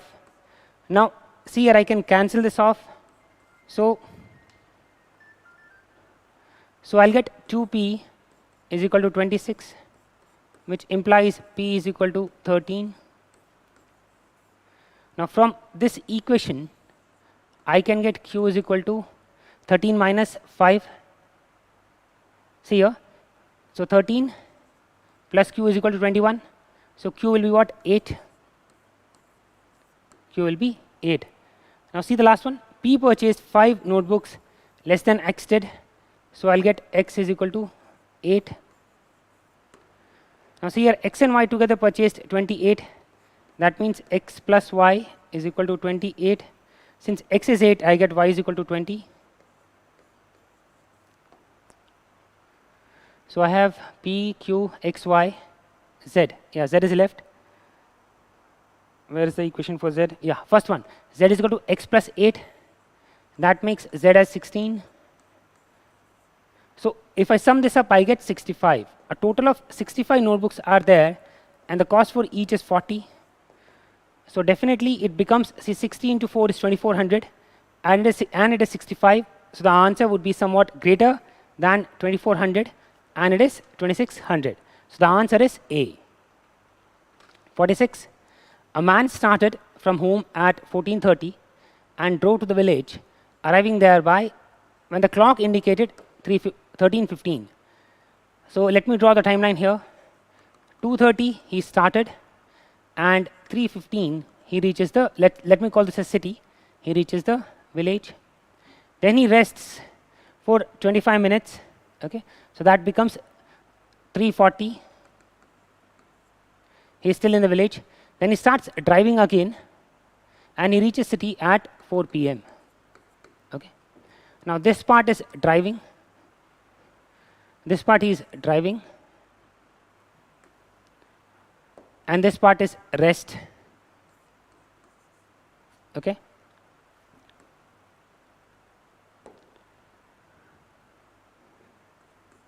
Now let me call this as T1, time taken T1, which is what? 45 minutes. And let me call this as T2, which is what? 20 minutes. So what I know from these equations is T1 plus T2 is equal to 65. Okay. Now see T2, let me find the value for T2, is given by T2 upon S2. Now see here, in the question it says the length, the route taken was 1.25 times the first route. So this becomes 1.25 times the D by speed is twice D by S. Now D by S is T1. So this becomes 125 upon 200 into T1, which is what? 5 upon 8 T1. Okay. Now I'll substitute this value here. So this becomes T1 plus 5 by 8 T1 is equal to 65, or 13 upon 8 T1 is equal to 65, or T1 is equal to 40. Now T1 is equal to 40, but as per the clock it is showing 45 minutes. That means the village clock is 5 minutes fast. Village clock is 5 minutes fast. Question 47. See, a person wants to distribute some pens among 6 children, A, B, C, D, E, F. Now suppose A gets twice the number of pens received by B. So A is equal to 2B. Similarly, you get 3C, 4D, 5E, 6F. See now, so that means A should be such. See, what this means is that B is equal to A by 2, C is equal to A by 3, D is equal to A by 4. So A should be such that it is divisible by all of these numbers.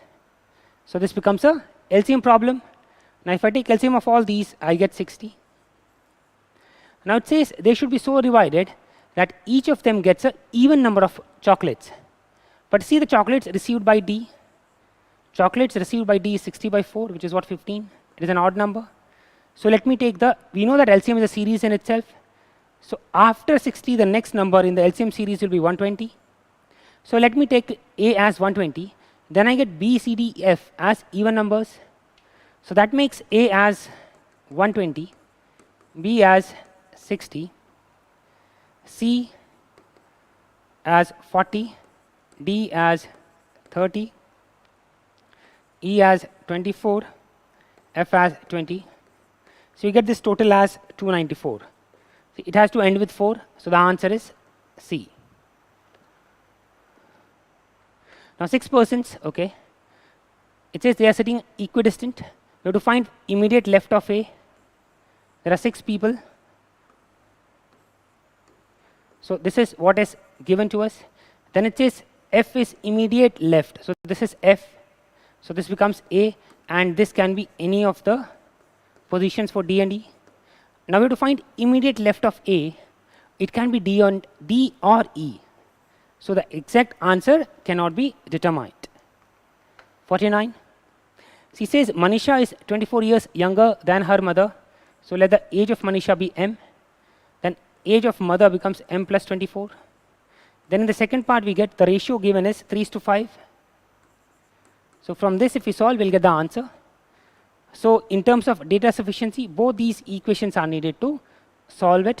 So the answer is, or option is 3. Now 6 lectures are to be conducted, A, B, C, D, E, F, between 8 to 2. Now the question is, which lecture is in the third period? See in the option, in the first one it says that lecture F is preceded by A and followed by C. So we get A, F, C. Then there is no lecture after B. No lecture after B. See now, we don't know, what we know is B is 6. But see, it can also be that A is khali, then this is A, F, C, then blank, and then B. What it means is we know only the exact position of P, but all other positions 1 to 5 cannot be determined with certainty. So both these statements are insufficient. The answer is D. 54. See, it says A, B, C are non-zero digits. Okay. Then suppose X is the sum of all possible 3-digit numbers formed by A, B, and C. So what it means is that if the numbers are A, B, and C, this can be one possible combination. Next is ACB. Then if I start with BA, it becomes BAC, then BCA, then it becomes CAB and CBA. These are the possible numbers we have. This is hundreds place, 10 place, and units place. So this will become, see, the first number will be 100A plus 10B plus C. This will be 100B plus 10A plus 10C. Fine. So X is given by summation of all these. Now from this combination, what we get is X is equal to 222 A plus B plus C.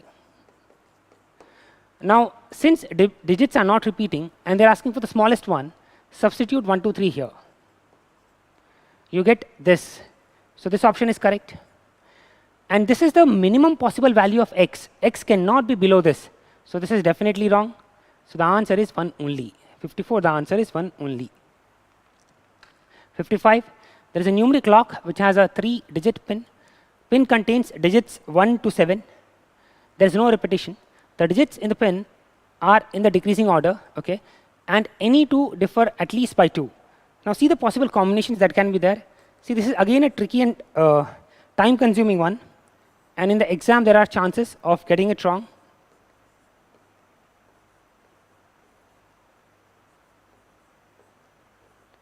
These are the possible combinations with 7. With 6 we can have this, because at any point of time the difference has to be 2. And with 5 we get this combination. After this, the difference would not remain 2 any further between the digits. So there are a total of 10 possible combinations. Now there are 8 equidistant points on a circle. 1, 2, 3, 4, 5, 6, 7, 8. Now see, let me take these 2 points. They form a diameter. See, I can form 3 equidistant triangles on one side. Similarly, I can form 3 on the other side. So with 2 points, I'm getting 6 triangles. So with 8 points, like for the next 2, I'll get another 6. For another 6, that ways I'll get a total of 24 combinations. So the answer would be 24.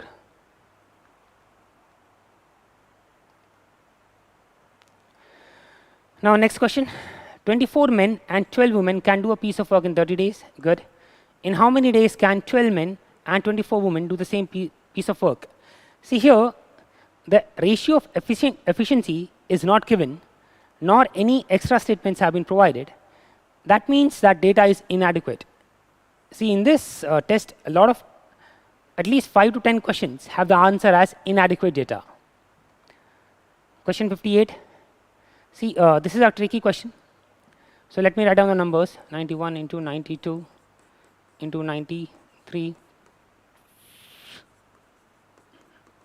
up to 99 divided by 1261. See, this can be written as 97 into 13, which will divide these numbers perfectly. So the remainder would be 0.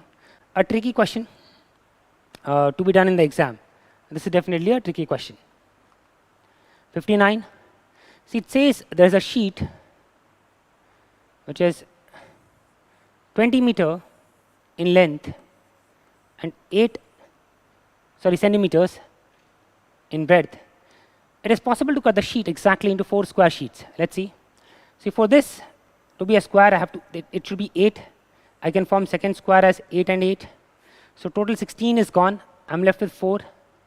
Now, interestingly, I can also cut it like this. This becomes 4, 4, 4 and 4. Correct? I get 2 squares exactly. So total is 1 square, 2 square, 3 square, 4 square. I get a total of 4 squares. So this is correct. It is possible to cut the sheet into 10 triangular sheets. This is definitely possible.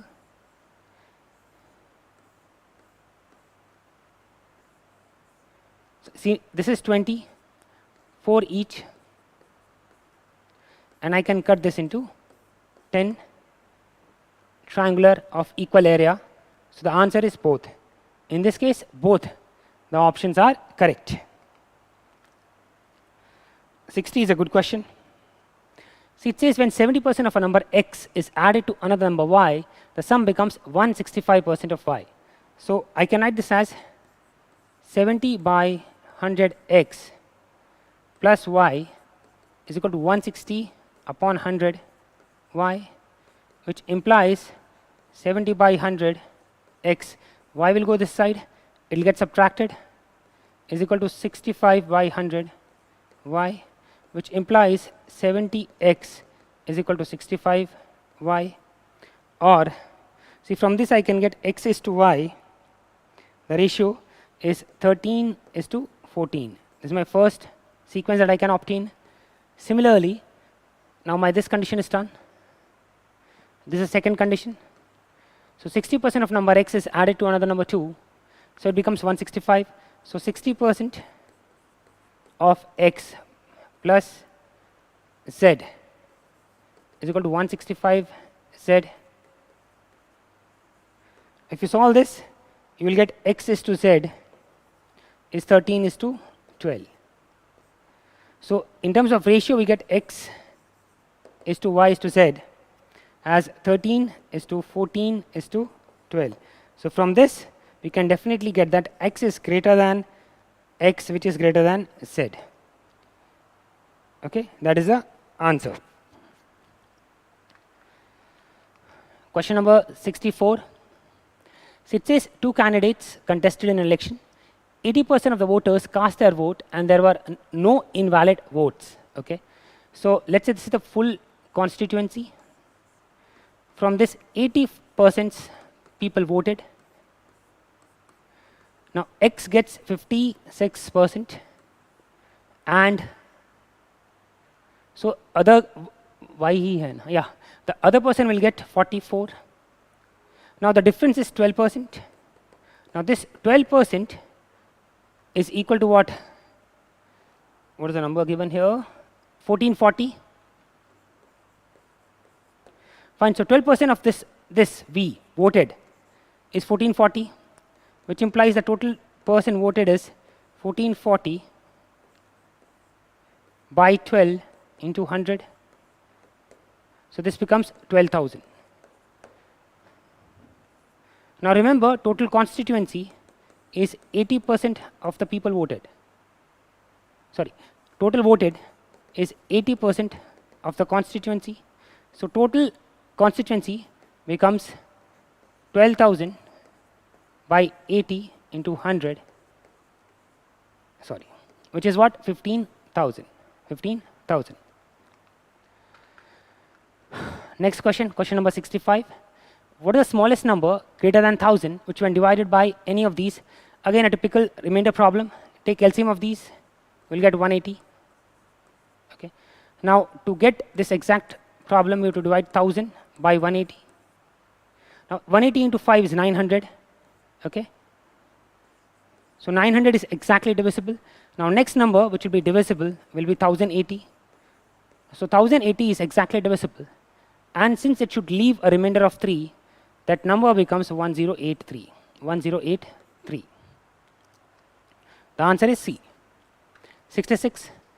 Let P be a 2-digit number and Q be the number consisting of same digits. Return in the reverse. See now, if P into Q is 30, last digit is 0, and it says, see, for this to happen, we need 5 into 2 or 5 into 4 or 5 into 6 or 5 into 8. These are the possible combinations. So the numbers can be 25 and 52, that is P and Q.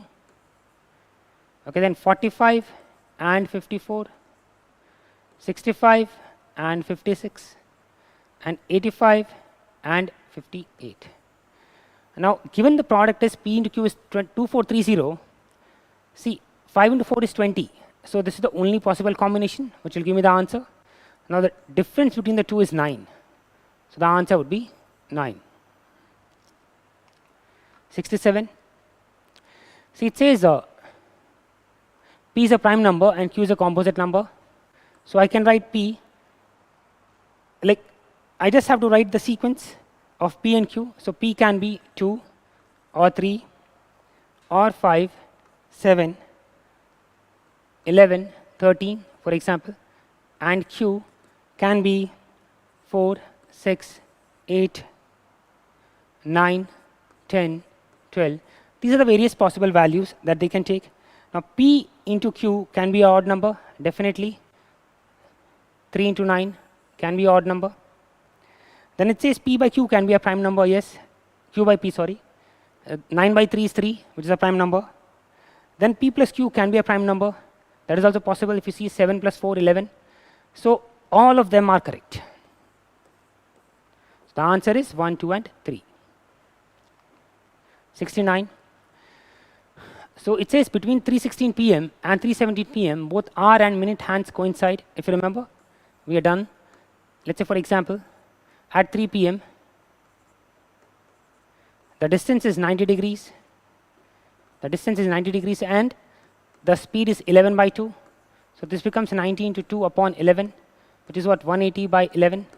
You get 16, 4 by 11. That means between 3:16 and 3:17, they'll coincide. This is correct. So here the catch is, between these time, both minute hand and second hand. See, minute hand and second hand will anyways coincide every minute. The probability of getting wrong here is if you had misread this as hour hand and minute hand. But here it is minute hand and second hand. So in this case, both 1 and 2 are correct. 69. There are two containers, X and Y. X contains, this is a good question. This is milk and this is water. Then it says these two are mixed. See here. 20 ml of this is transferred. Now this becomes 120 ml. What is the ratio of milk and water here? It is 20 into 100 or 1:5. This part is clear. Now they're asking that 20 ml is transferred from this mixture, 20 ml is transferred back. So what is the ratio of milk here and water over here? Now let us find the ratio of milk here. Now in 20 ml that is transferred, the ratio of milk is 1:6, 1/6. So this becomes 3.33. Now here, when 20 ml was transferred, 80 was left. So this becomes 80 plus 3.33, that is 83.33. This is the milk in X. Now here, when after 20 ml is transferred, 100 ml is left, and the ratio of water is 5/6. This becomes 500 upon 6, which is again 83.33. So the ratio of M and N are same. Ratio of M and N are same. 70. So it says pie charts are given. This is degrees. Okay. So this is B, C, D, and E. If I add them up, I get 260 degrees, which implies A is what? 100 degrees. But they have given in the percentages. See, we know that 360 degrees is 100%. So 100 degrees will be X percentage. Now X is given by 100 into 100 upon 360.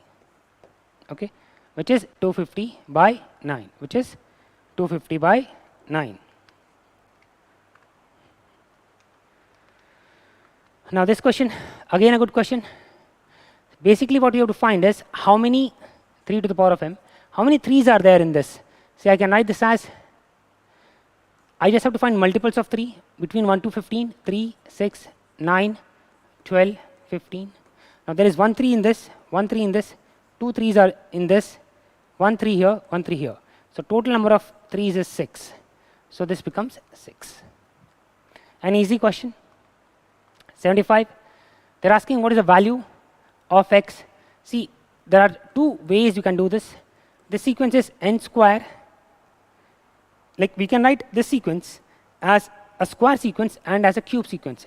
So n square into n plus 1. Let's try this. Let's put n as 1. So this becomes 1 square into 2, which is what? 2. Let me put n is equal to 2. So it becomes 4 into 3, which is what? 12. So see, this is 1, this is 2, this is 3, 4, 5, 6. So the next number will be 6 square into 7. 6 square into 7, which is what? 252.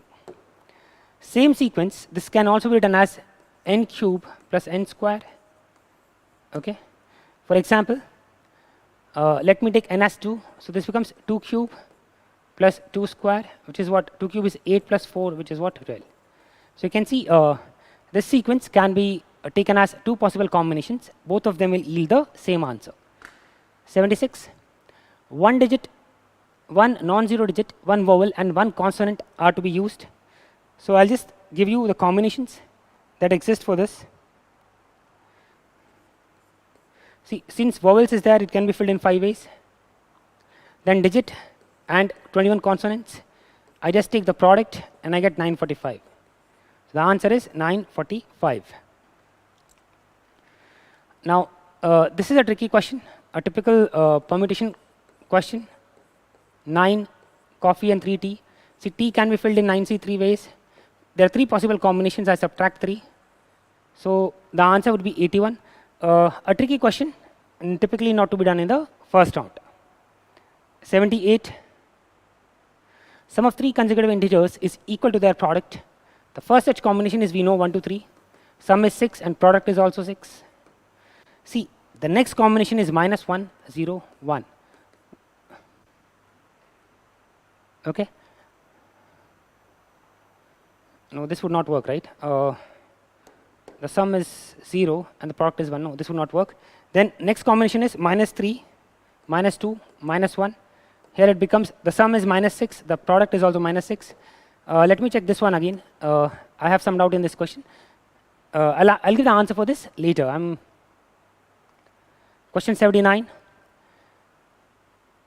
This is 0.xy, and of course they have to be distinct. So this x can be filled in 9 possible ways, 1 to 9, and this can be filled in 8 possible ways after one x has been removed. So total becomes 72. So the answer is 72.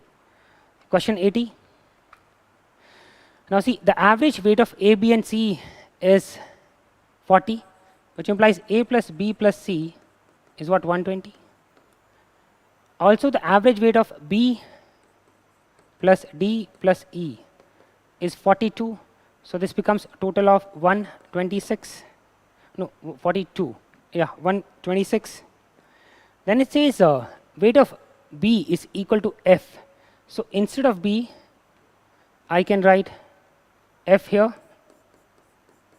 So if I add them up, I get A plus B plus C plus D plus F plus E is equal to what? 246. Of course, to take average, I have to divide this by 6, and I get average as 41. So I hope the discussion was useful.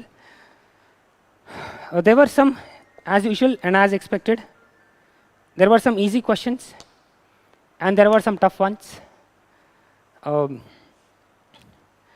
Overall, paper was on the tougher side, but I hope most of you were able to do well.